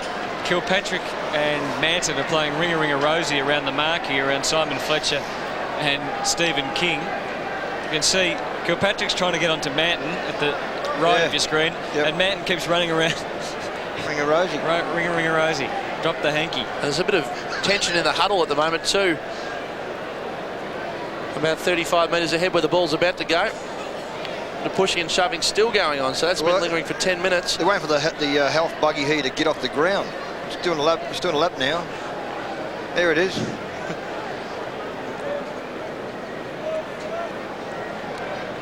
So, and fair enough too. You've got to take all the time the player needs to ensure that he's okay. So, can't begrudge him in the time it takes, because that's the main priority.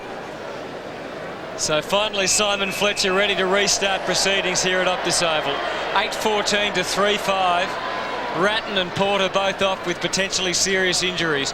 Big pack of players at half forward, as you would expect after that. Hocking, Freeborn, Kuda, Feedes, Plunkett, great delivery, and Hickmott takes the mark. Some fairly excited supporter there. 8:14 to 3-5. The Blues have only managed, I think, 1 goal in this quarter themselves. 1 goal, 5. And Geelong, as we've said, haven't scored since midway through the second term.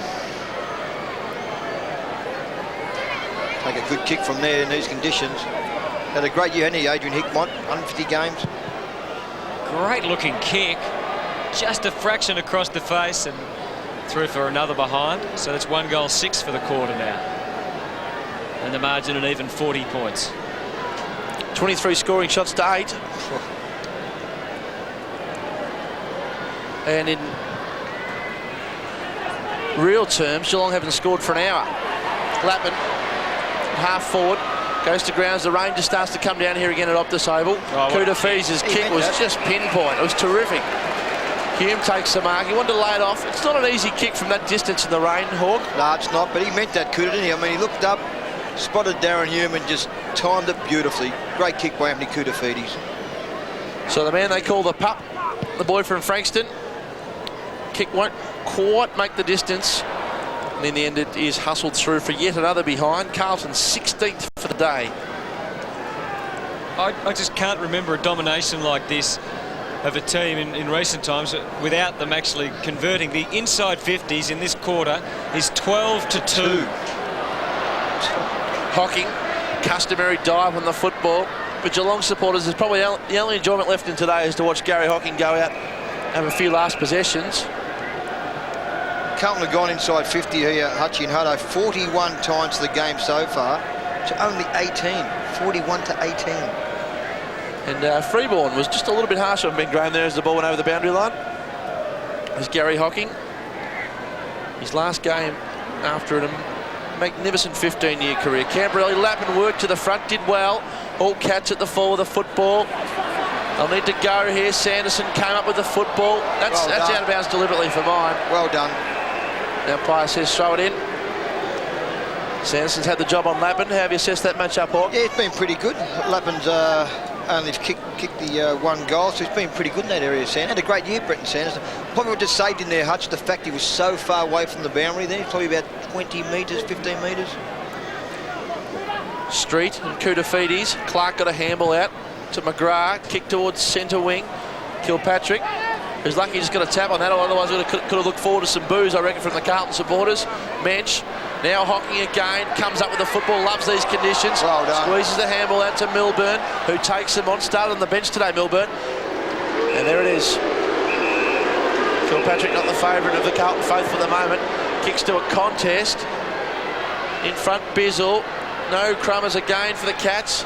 They've really fallen down in that department today, and Silvani can clear for the Blues. Yeah, they have. Beaumont takes the mark. They've fallen down in quite a lot of departments, but that has been one that has been noticeable. Manton. He's got McKay out wide, or he can come back to Plunkett through centre half back. Goes for another option through the middle. Trent Houghton. And now goes in search of Prendergast. Good work from the body from the Cats, but no mark, and Prendergast gets it all wrapped up in the big streak tackle. Houlihan, can he break from here and get the ball cleanly on the boot? Well done, Josh Hunt. Committed the body. Again, good another tackle. good tackle on Hume. Enright, Murphy, almost snook it in against the line. Hunt, Hume, Freeborn, Lappin for his second goal. It's close, but once again it's a behind. 8 goals, 17. 65-3, 5-23, and still Geelong haven't scored since half-time, or since midway through the second quarter, in fact. Just been totally outclassed, but the Cats are still having a go to their credit. And just touching on Glenn Kilpatrick, probably been nearly their best player for the Cats. And what we saw before of Mark Porter, it's totally out of character. He's just a ball player, and very unusual to see a ball player like that do that sort of thing.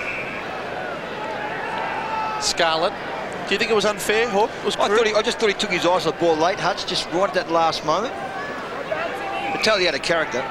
McGrath, Clark, who kept on running, didn't really look with the kick though. And McKay takes a mark, takes him on too. Such a good player. Good kick. Plunkett. Down to Houghton, who's got some space. Kick just overcooked it. Scarlett read it best. McGrath. Just must be so frustrating coming out of the Geelong back line to know where to kick to. It's a great kick in the end. It was a He did great well kick. to Milburn, who just loafs along, didn't really think about what he was doing there. Now he goes towards Kilpatrick, who's kept running. Silvani, that's his nemesis from before. I reckon he saw Silvani coming, then two out of the corner of his eye and thought, look out, square up. Silvani was the one who remonstrated most.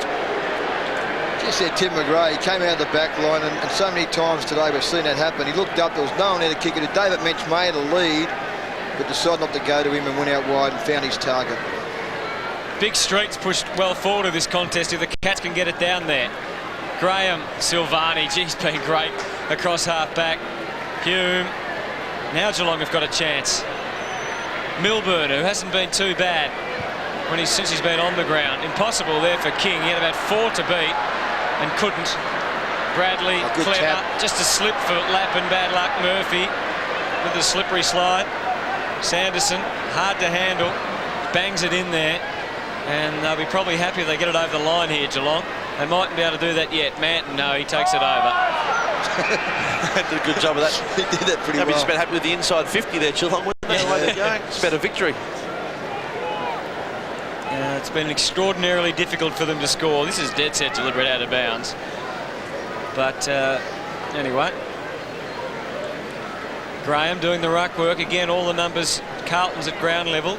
Chapman, perhaps manhandled, but hard to pluck one out of all that. And again, David Howlett calling for a bounce. What do you think, boys, about Silvani? No doubt about next season. He'll go for sure. You see Whitnell just come from the ground. What you said before, Hutch, Being rested. the question was, yeah, give him a bit of rest. Why not? He's your trump centre-half forward.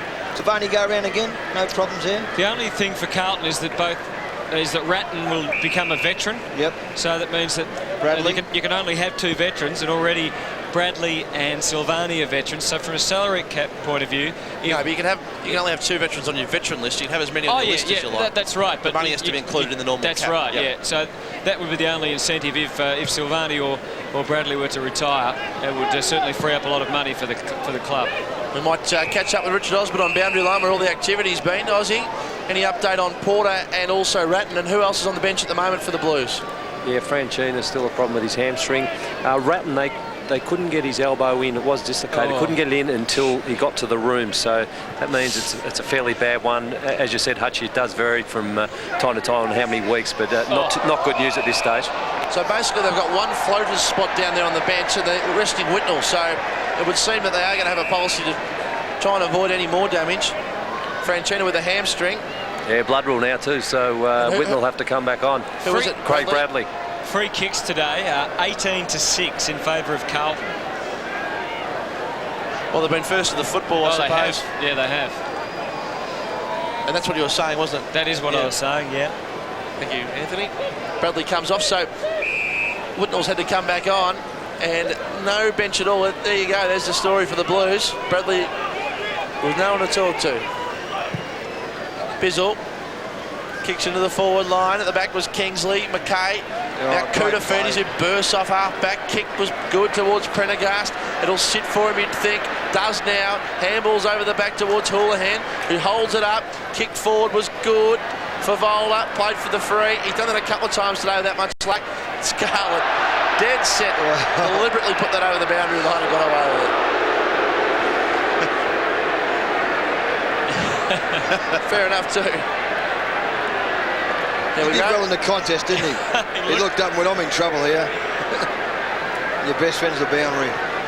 With the possessions for the day, Carlton 141 to 104, so 37 more kicks, and handballs 91 to 68, so 23 more handballs. And doubled inside 50, 44 to 22. It's starting to look ahead. They play the best. You would think they play the best midfield in the competition next week in Adelaide. Right, that's arguable. Okay. I think Brisbane's midfield is pretty fair. And Port Adelaide are very good as well. Yeah. Well, one of the best midfields anyway. Fair enough. You're going to disagree, Hutton, no matter what I said. Here's a goal. No. Oh, Here's a goal. there must have been touch there for him to just kick that ball like that. We'll see that again very shortly. The Geelong defender there just banged the ball. Must have been touch off the boot. Looked like Sanderson just banged it out to Jimmy Plunk on his own. Well, This is stretching the distance. Lappin kicked a goal at the 2-minute mark, I think, from memory of this quarter. and they've had 8 consecutive behinds since then. Good work, Hutto. So Plunkett a chance to change that. Post Surely time. the law of averages? No. That's 9 in a row. And still Geelong haven't scored for the quarter, and they haven't scored since midway through the second term in what is becoming an embarrassment. Well, it's going to be a long summer for Geelong, isn't it? I mean, you always remember your last game, and hasn't been real flash here for the Cats. Here's a chance. Bizzle. There's an open square. I think it's a score. It's a behind.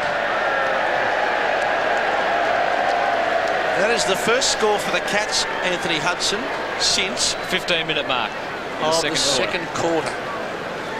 And of course, Sydney is an even more likely opponent for Carlton next week, so battle of the midfield is one we'll save for another day. Lapin, kick towards the centre of the ground was good. Marked by Hickmott. Plunkett, kick inside 50. Prendergast, might be a free kick. It is. And don't tell me he's hurt himself here as well. Just a bit sore. He did so well to make even a contest here. To get himself in position to get the free. Looked like the Geelong player just took his eyes from the ball like the last minute again. They say on some of those great tapes of yesteryear, they're going down like 9 pins. Yeah. The kick was against Ben Graham. I don't think it was against Scarlett. I don't think Scarlett made contact. It's for holding on against Graham. So Prendergast too. Plays a bit of passion, this young fella. How's it go? Has had a good day. Kick one goal, hit the post on another occasion. The Blues supporters like this one, so does Prendergast. He's kicked his second, the young man.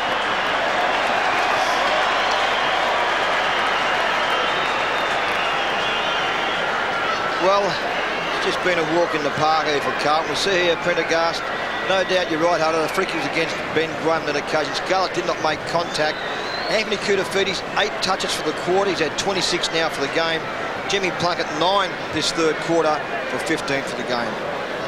Plunkett's found himself playing finals footy next week. There's Craig Bradley on the bench.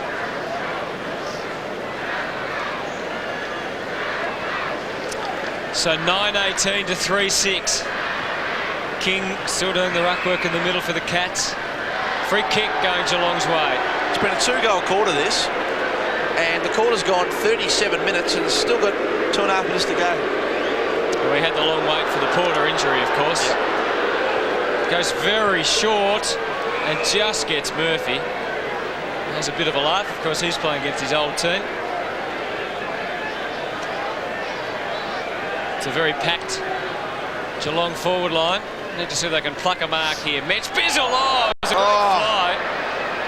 But that was about it. Beaumont's clearing kick. Hickmott, Fletcher, just a little bit wide with the handball for Plunkett.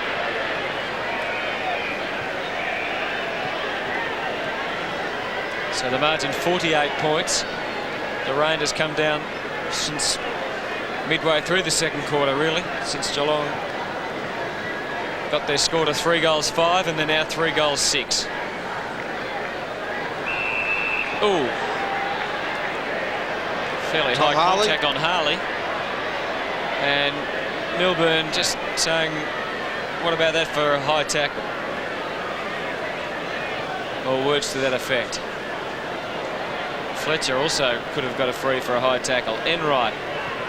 Kilpatrick. It's like volleyball in there. Buddha Hockey in there. Very he's going to strong. run. He was looking for Hume, I reckon. They got a free kick. He was looking for Hume, I reckon. Buddha, I reckon he might have got him. Yeah, he... And Geelong have got a free out of it.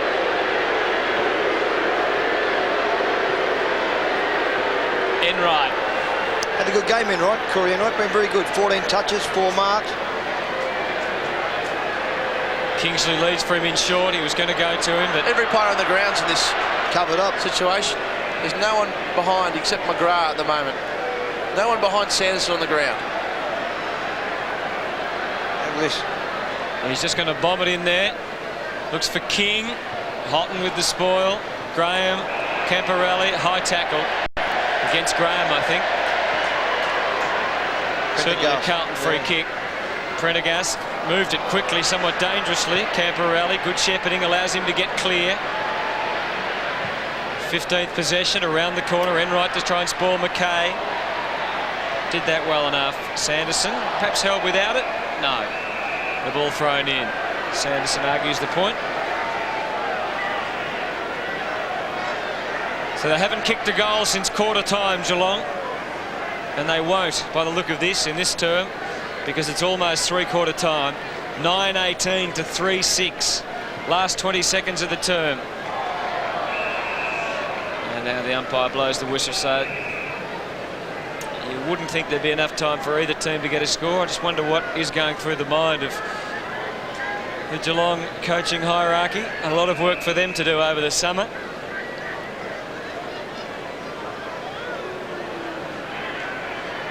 Sanderson, oh, that kick goes straight up and down. Siren sounds.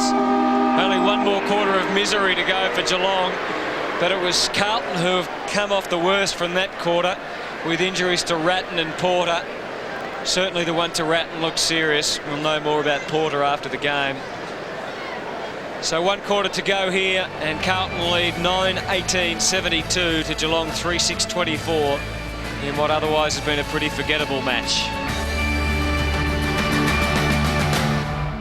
Last quarter from Optus Oval. Carlton 9-18-72. Geelong 3-6-24.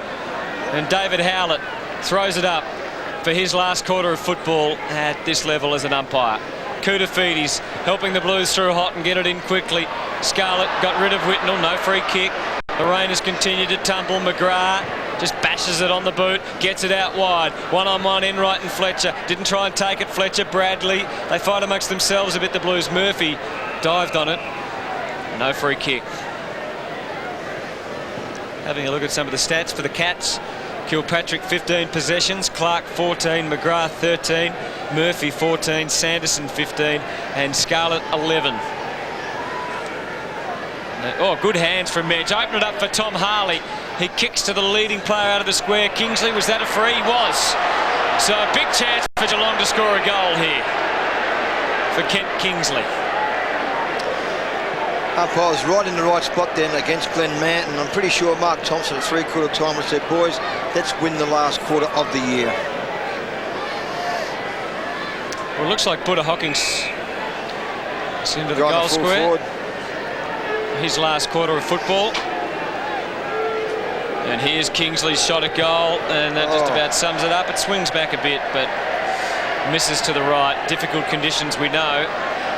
But they needed to kick that one. So still they haven't kicked a goal since the first quarter. 3-7 to 9-18. Camporelli. Just one to the last side that went three quarters without scoring a goal, because we're going to think of that as a possibility here. We know that Carlton only kicked one goal back in 91 against the Bulldogs. Okay, well, that would definitely be one then. I remember that game too. Marcus Siri, I remember that game. Late in the game. Cats have manned up pretty well here. I kicked 8 that day out of the 10. Kick towards halfback. Kept a straight face then for a while, Dougie. Plunkett.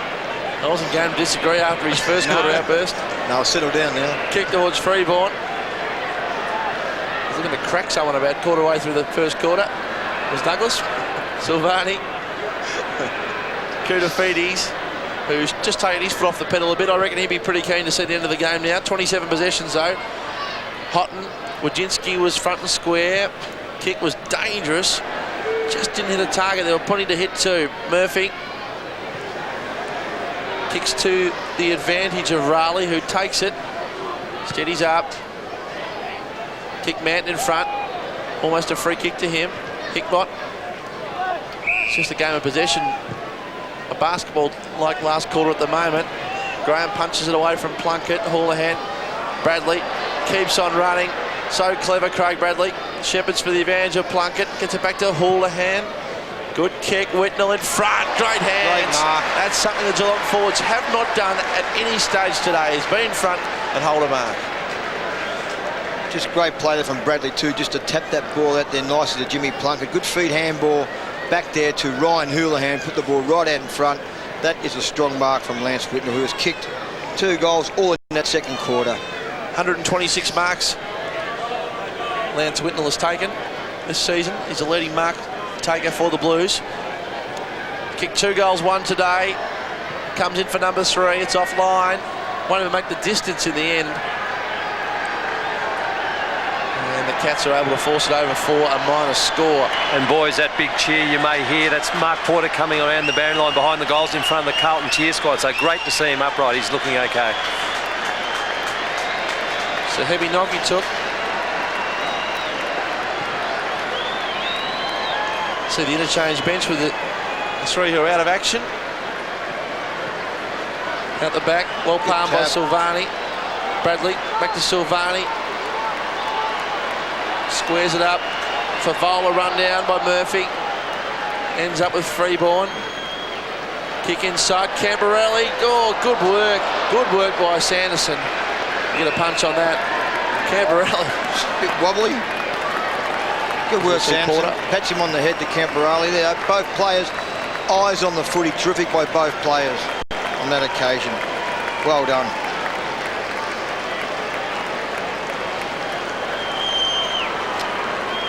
Whitnell from behind. Scarlett just banged it on the boot again. Bradley, you'd back him there. Free kick anyway against Kilpatrick for hanging on. 24 touches, Bradley. This will be his 25th. Had a good game.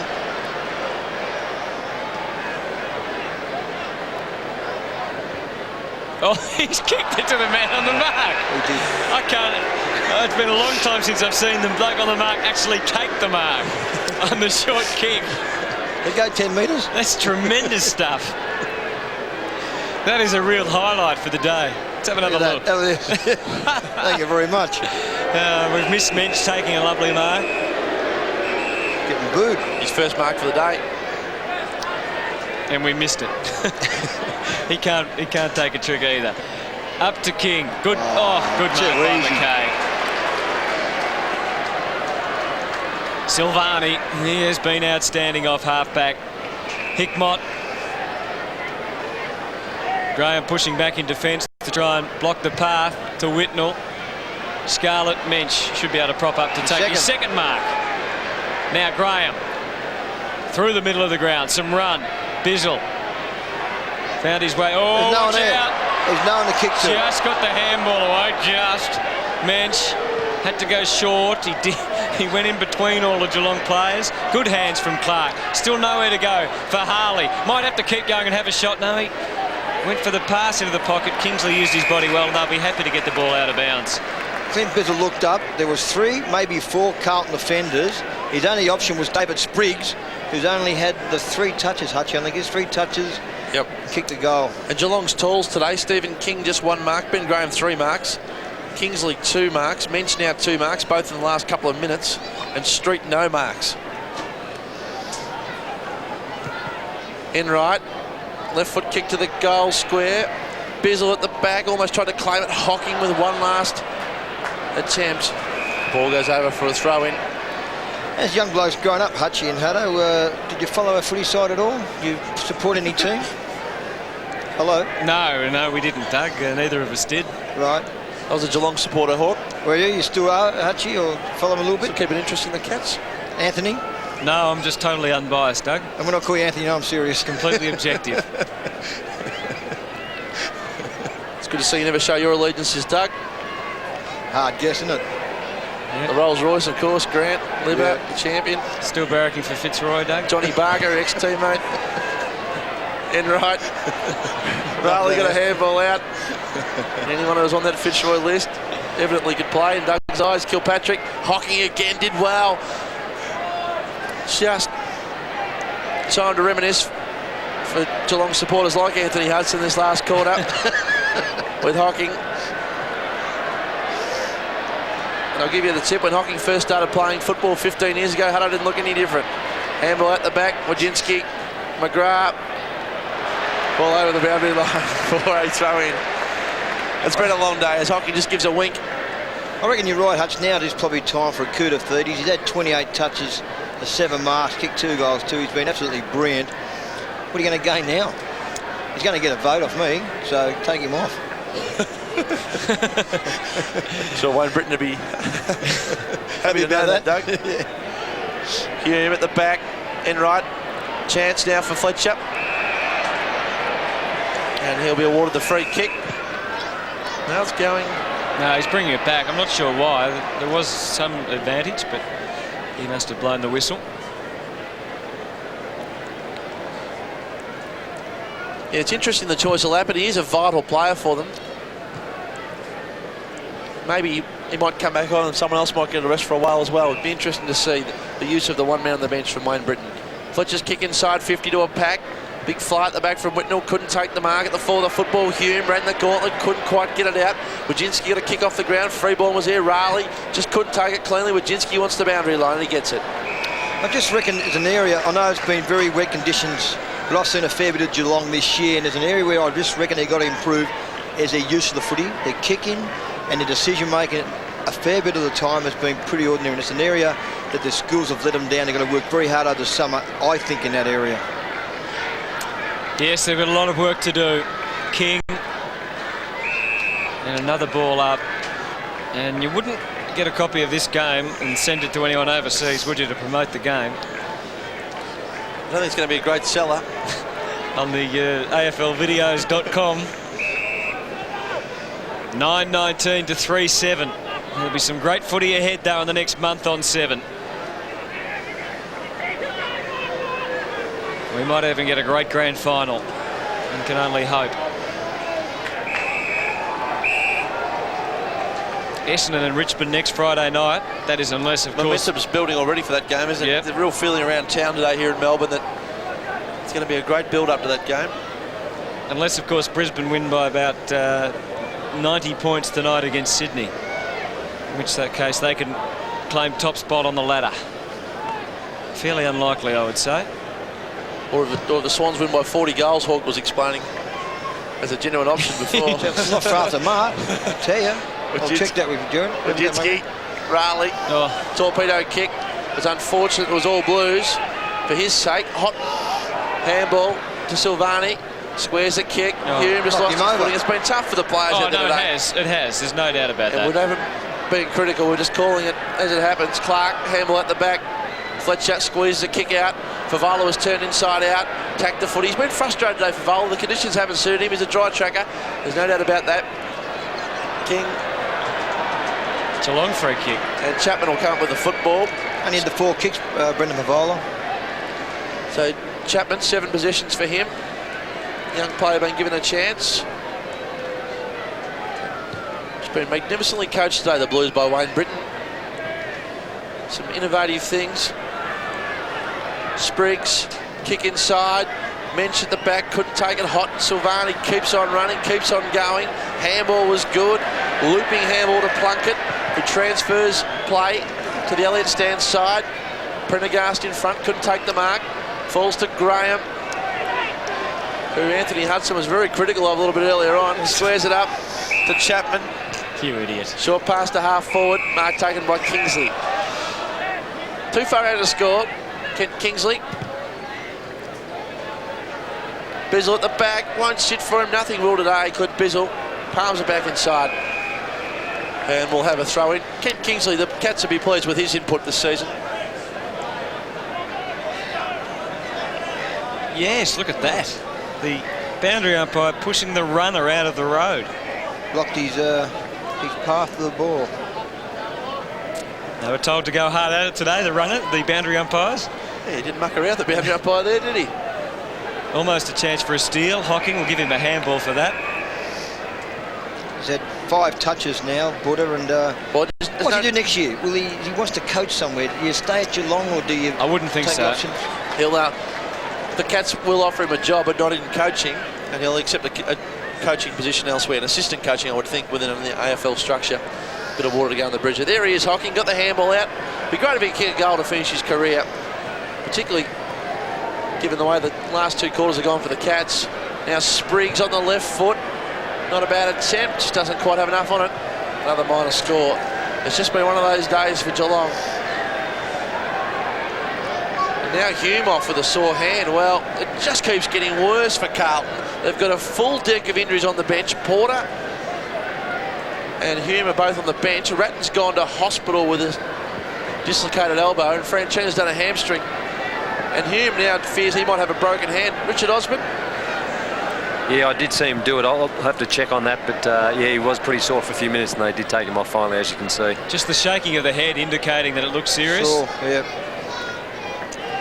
Bizzle working hard, trying to get the ball out.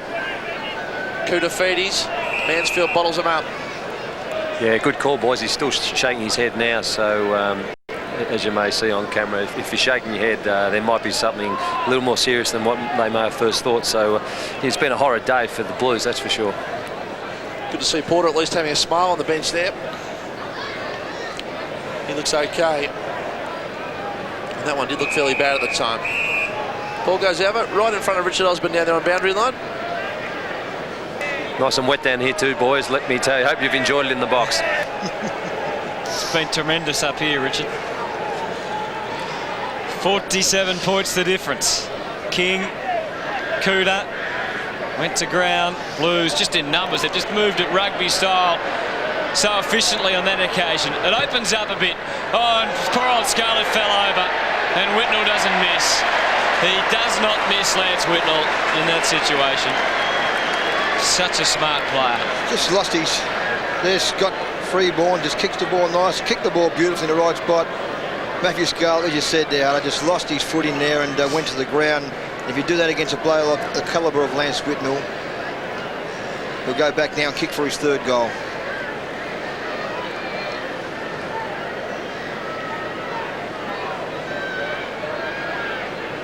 So he's going to have a big role to play in the finals if Carlton are to go anywhere of significance. Lance Whitnell comes in and kicks for his third goal of the afternoon. No worries about that. No. Well, there's a scoreboard. 29 scoring shots here to only 11 to the Cats. Good hands there from Jimmy Plunkett across the Scott Camperale here over to Bradley. Freeborn just bangs the ball nice and long. Kicks the ball in the right spot for Lance Whitnell. Just backs back. Just all too easy, kicking his third goal.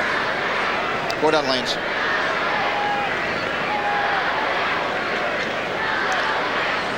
So one-way traffic, and well made Carlton rue today. They lost to Melbourne here by a point. They would have had them in fourth spot. And with Essendon looking just a little bit vulnerable at the moment, and Carlton with such a great record against them, it could have been the difference in their season. Now they have to go the hard way, but there's no questioning they've got the talent to make a significant inroad in this final series. Scarlett kicks towards centre wing, Enright fights out with Fletcher. Manch, heavy contact on Fletcher, who's a mate from his school days.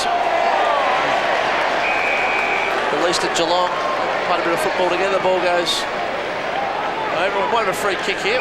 There's yeah, Finch. holding the ball against Enright. Picked it up and tried the handball. The ball. That's holding the ball. Yep, fair enough, Doug. Yep, No I arguments agree with from you, either Doug. of us. Yep. Heckmott, if you just tuned in, Doug Hawkins' outburst in the first quarter. Long live the memories of many. Hogging, squared it up beautifully. Good word towards Bizzle. Takes a mark. It's better towards Milburn, who started on the bench today, so that's a rebuke from the match committee after a pretty good season for Milburn. He'll feature prominently in the BNF as well as Geelong, which is the only part of their season left. The best and fairest night. McKay towards Whitnell, who's just been clever all day, runs into space, used the football well, and kicks to Lappin, who was looking forward to a rest and finds himself back out in the rain with Hume's injury. Lappin's kick was good. Prendergast kept running. Did he take it inside the boundary line? I think he did. Gee. Yeah, good mark. Did you agree, Hutto? Or? Oh no, it was just right on the line. It could. Prendergast. Trying to keep ourselves amused at the moment. Cooter! Oh, he would have backed him in 100 times out of 100 there. Lappin squeezed a kick out. Camperale too good. Oh! Bizzle ripped him off the football. Had prior opportunity. Doug Shawley. Bizzle trying to get a handball out. That is definitely holding the ball, Doug. He looked up to have a kick here, Anthony and Craig. There we go. Look, there's the opportunity and gone. I agree with you totally. It's just the inconsistency that's been the issue today. But He had time, yep. King, I noticed Dave I noticed at half-time, Doug Hawkins trying to canvass some support from Peter Carey. Yeah, I spoke to Peter, yeah. What did he say? Move on. As he would. As he always used to. He was having a pie, I think he was. Throw in. King wins it. Harley tried to tumble ball the ball out. Chapman, high tackle from Favola and a bounce.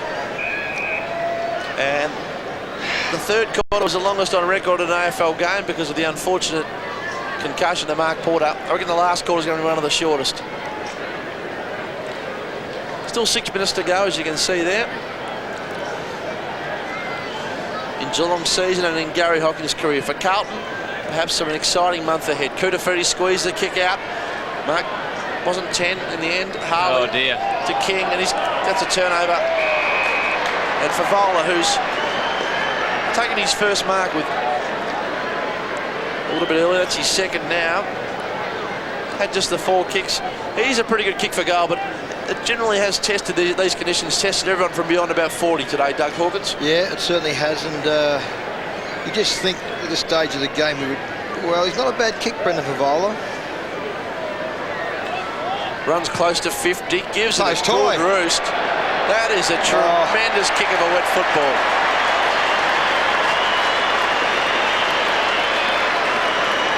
Well, I think I said at the start of this game, about the 10-minute mark of the first quarter, I said this would probably be a 12-goal game, and the way it appears, I won't be too far off the mark at this stage of this last quarter. Great kick here from Brendan Favola from 55 metres out. That's a great kick in these conditions.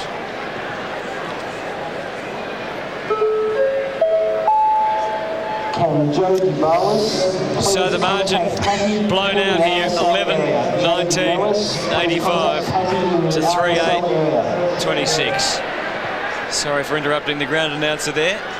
Harley, Whitnell, Scarlett. Oh, he went down. Kutafiti's commanding performance from Kuta. Off the ground, under pressure. Sanderson, Favola goes again. Oh, he hasn't. Oh, magnificent kick.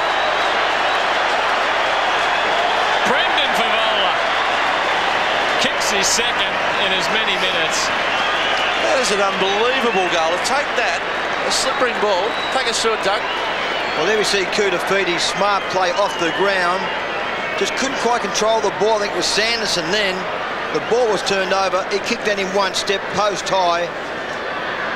He's a very intelligent player. Brendan Favola, great play.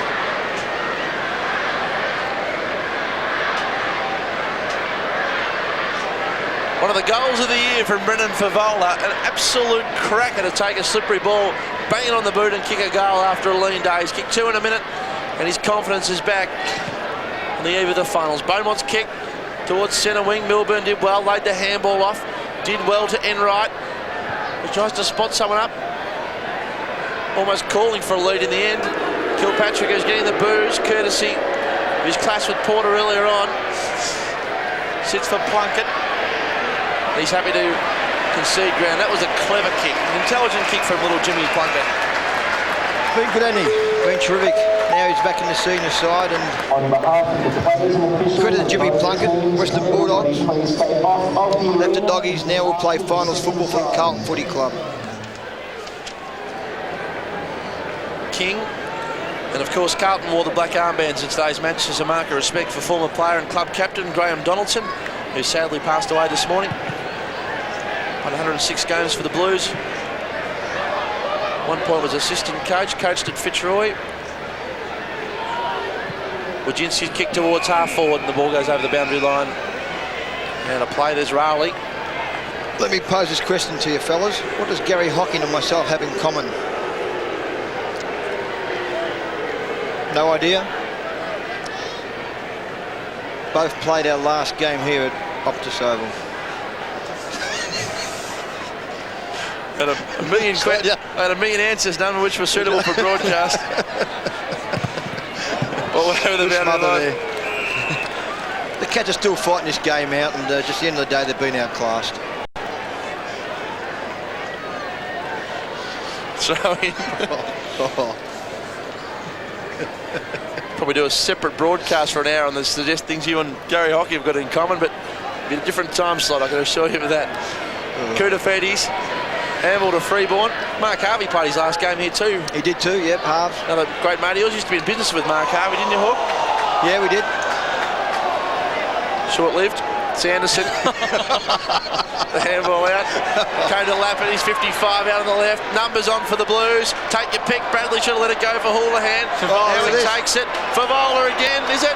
Don't tell me he's going to kick 3 in 3 minutes. Well, he probably thought that himself. And He's free kick. Too excited. But a free kick.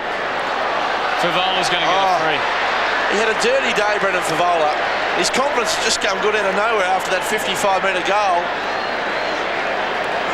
That was a bad decision.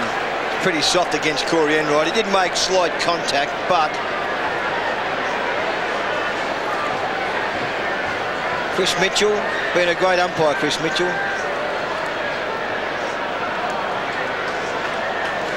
One of 7 300-game umpires, I think, Hawk. Yeah, he's been fantastic, Chris Mitchell. A good bloke too, by the way. Takes a champion 300? to be involved in 300 games of league footy. No doubt about that. Favola. 25 out directly in front.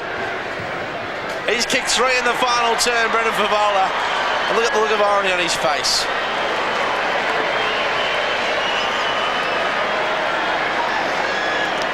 Well, I just thought he's maybe a little bit fortunate to get the free kick here. We see McGrath just try the handball over the top. Prendergast has been very good. I like the way he goes about his football.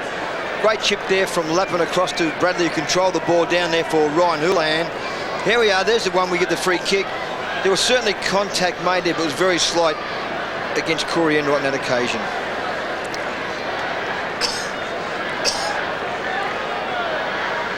Three minutes left in Gary Hocking's career. Can the Cats kick a goal? They haven't kicked one since the first quarter. Maybe this is a chance now. Raleigh could have laid the handball off, definitely thought about it. Enright was sneaking past. Goes short. They'll look and see if they can get Hocking into it. I was going to say, Hutto, Hocking told him to kick long, but he wanted to kick to him. Here go the Blues out of defence as they have so often. It's opening up a bit now. Manton can loop it with Silvani running. Hickmont had to wait for the traffic to catch up. Silvani kept on going. Whoa! Oh, Milburn has collected another one. Oh dear, that does not look good.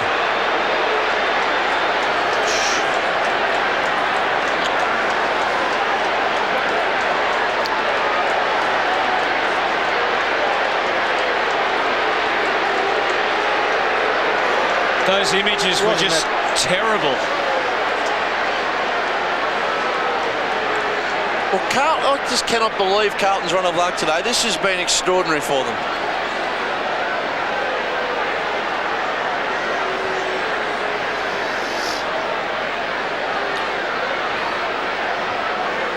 Oh, that was the contact.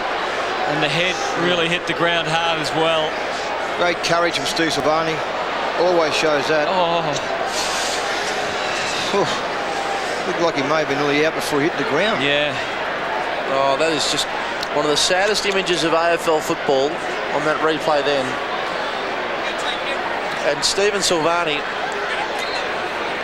well, Carlton virtually now have to play with 17 men for the last 2 minutes. They'd be silly to even bring one injured player back on now. They'd be better off just playing with 17. I can't remember a time that's happened in football. Having said that, Silvani is the main concern here for the Blues, and the help buggy's out there to help him off, but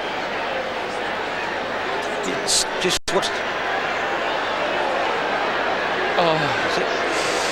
It's a bit similar. There's Milburn's been taken from the ground.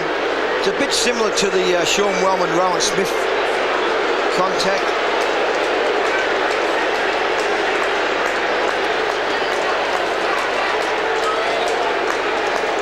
Well, I don't think he'll smile when he sees the replay.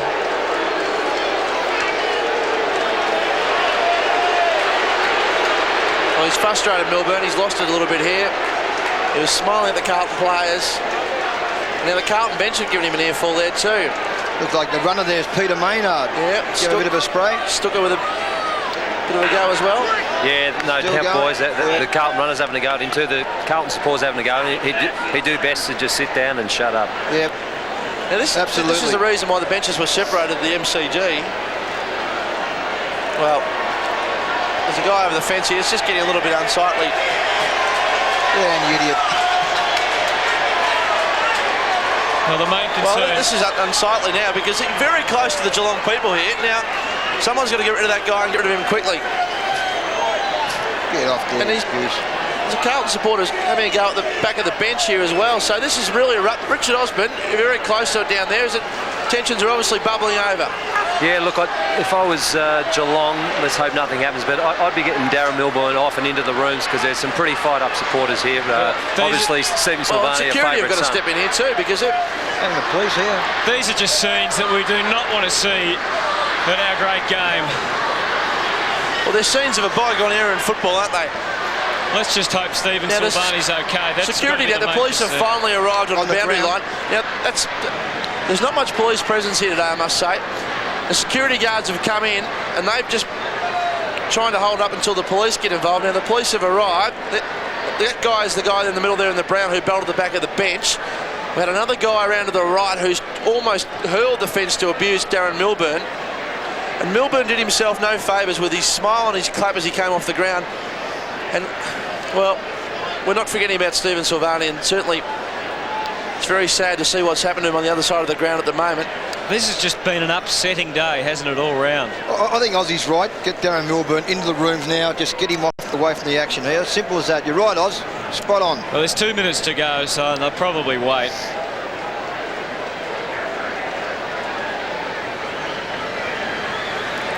There's Justin Murphy. Didn't look pleased with Milburn either. No, shakes the head. The Carlton bench will let him all know about it. Now, spare a thought for Stephen Silvani. That's the good sign there. He's trying to sit up. He is conscious. His eyelids are fluttering and he's aware. And let's be pleased for that, for starters, that Stephen Silvani's okay. Boundary line now. The police are still getting involved. There's 2 more police walking around the boundary. The whole team's gone over to Steve Silvani, the Carlton side, the whole lot of them. That's a nice gesture. Now, there's been extra security and put around the boundary line. This is like an old VFA game here of some 10 years ago. Ozzy, you're right in the heart of the action down on the boundary line. Just update us as to what's happened with the security and the men on the fence. Well, that guy we can see on camera with the ball down, he's still pretty fired up. He doesn't want a bar of the police being around or the security. He just wants to get it down Milburn. And as I said earlier, if I was Darren Milburn, I'd be getting off the ground right now. I'd be going in the rooms. Well, that bloke should have been taken away, if not from the ground, certainly from the area. Well, there's virtually no police presence here today at all. Well, there's 2 policemen down the boundary line inside the ground, and that's it. Now, that's not being critical of anyone. I don't know how the system works. There's a couple over here, Hutch. Around the boundary over here, not far from the scoreboard, the Sam Smorgan scoreboard. Just sort of. There's a number of security guards in yellow, but just. Stupid questions. Is there some strike, something still? Is that still? Yeah, that gone now. Pay claim is still going on. But hopefully that hasn't affected the numbers here today. In essence, Darren Milburn's got police protection on the boundary line. That's not being over drastic of what's happened here at Optus Oval. 26,314 people here this afternoon, and it's fair to say that a fair portion of those are really getting angry with what they're seeing, and 4 or 5 of them particularly gone mad. Now that's an amazing scene in a modern day AFL game, to have 2 policemen patrolling the boundary in front of Darren Milburn, who's getting all sorts of abuse over the fence over that clash with Stephen Silvani. It's unsightly, it's not what the game needs, and it's certainly something that in the cool light of day tomorrow many people involved will regret on and off the field. He's Carlton's favourite son, isn't he? I mean, it's simple as that. Not many people left this ground. Of course, Gary Hocking playing his last game. Now, the Carlton official there, it's John Price, is talking to the police about what happened. So, in essence, the police are involved in this game of football. That's just extraordinary what's happened. And similar to what can happen in English soccer sometimes, Milburn has incited that with a smile and a clap as he came off the ground. And he hasn't got much support from his teammates, Justin Murphy included down there at the moment. It's probably going to be, when we look back on this, the darkest day in Gary Hocking's career, and that's not him personally, but in the club participation level. The Cats have not scored a goal since 26-minute mark of the first quarter. Thank you, Douglas. They've kicked no goals in 3 quarters, and this is a sad, sad way for the Geelong Football Club to go out. Having said that, the story at the moment is Carlton, and they are with a sudden death match next week, a match where they won't have any second chances. They've got 5 injuries, haven't they, Bert? So they've got Hume with a possible broken hand, or certainly an injured hand, and he's the least serious of the injuries. Got Franchino with a hamstring, Silvani and Porter with concussion, Silvani with serious concussion, and Porter, who's back on the interchange bench at the moment. And Brett Ratton's season is over with a dislocated elbow. Yeah, He's gone to hospital. So this has just been the day that Carlton didn't need, and all sorts of emotions are bubbled over at the moment. Bizzle on the left foot, kicks towards half forward. The game's become a secondary thing. Hocking gets a handball. Mansfield, his former teammate, drags him off. Another former teammate, Hickmott, gets involved. Enright, it sits for him. Kick towards half forward. The Carlton crowd's almost booing every Geelong possession at the moment. It's an extraordinary situation. Bradley, short pass to Hickmott. I think they're playing with 17. I can't see Hume whether he's come back out there or not. So the Blues have got 17 on the ground, which has been a long time since that's happened. No, Hume's still in the dugout there, Hutch. Okay, so they're playing one. No, he's out there, sorry. He's out there, mate. He's gone out there. He's out there, Hume. Okay, well, I don't think there was any need to send him out there, was there? But no, anyway, not really. Game's over. Free kick going to Geelong, and it's going to Ben Graham. Tensions have cooled on the boundary line. There's 5 police there now on the boundary line, so they've all congregated. Good mark. Didn't pay it. Oh, almost a mark. Gee whiz. Plunkett heads for the boundary line. That's it's a pity a we mark. can't invoke the mercy rules. A pity someone can't walk out there and say, let's all go home, boys and girls. We've had enough today. Well, I'm just worried about what happens when the siren goes here. I guess because it's Hocking's last game, that might help things, and he might get some sort of plaudits from the crowd, because otherwise tempers could certainly boil over. The last 25 seconds of Gary Hocking's career. The Cats trying to kick a goal. They haven't kicked one since the first quarter. Hocking applies the tackle, and the umpire will bounce it with 15 seconds to go. He's been a champion for the Cats over the years. The captain, so good in the Brownlow medal so many times. Unfortunately, never taste the glory of a premiership, and his career ends on a very inglorious day for Geelong. Gary Hocking's career is over, and Security guards guarding Darren Milburn and police. Can you believe this situation at Optus Oval? Darren Milburn needs a police escort and a security guard to get him out of here. Just a dark, dark images here, and Milburn has still got a wry smile on his face. And all the Carlton players going to put a Hocking. Geelong's season is over, and it ended in the worst possible fashion. 13-19 to 3-9. They might be a few short when they start next season as well. Reports including Kilpatrick, Mensch and Milburn. 2 security guards still with Milburn the whole way through there. They're almost going to try and keep from the Carlton players here as well. They've some handshaking going on, and tempers have cooled on ground at least. And Gary Hocking's being overlooked in all this.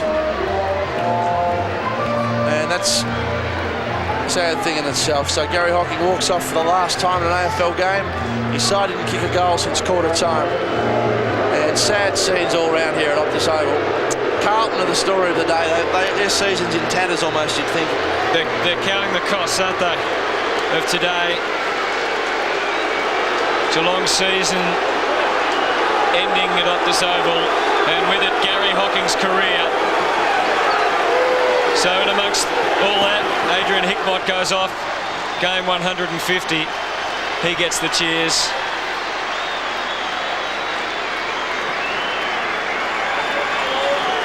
Craig Bradley we saw on screen there. 20 kicks, 11 handballs, 5 marks, 31 possessions. The Geelong, around the Geelong race, they're really serving up the Carlton supporters here. There you go. Right in their faces at the moment. They're all after Milburn. And, well,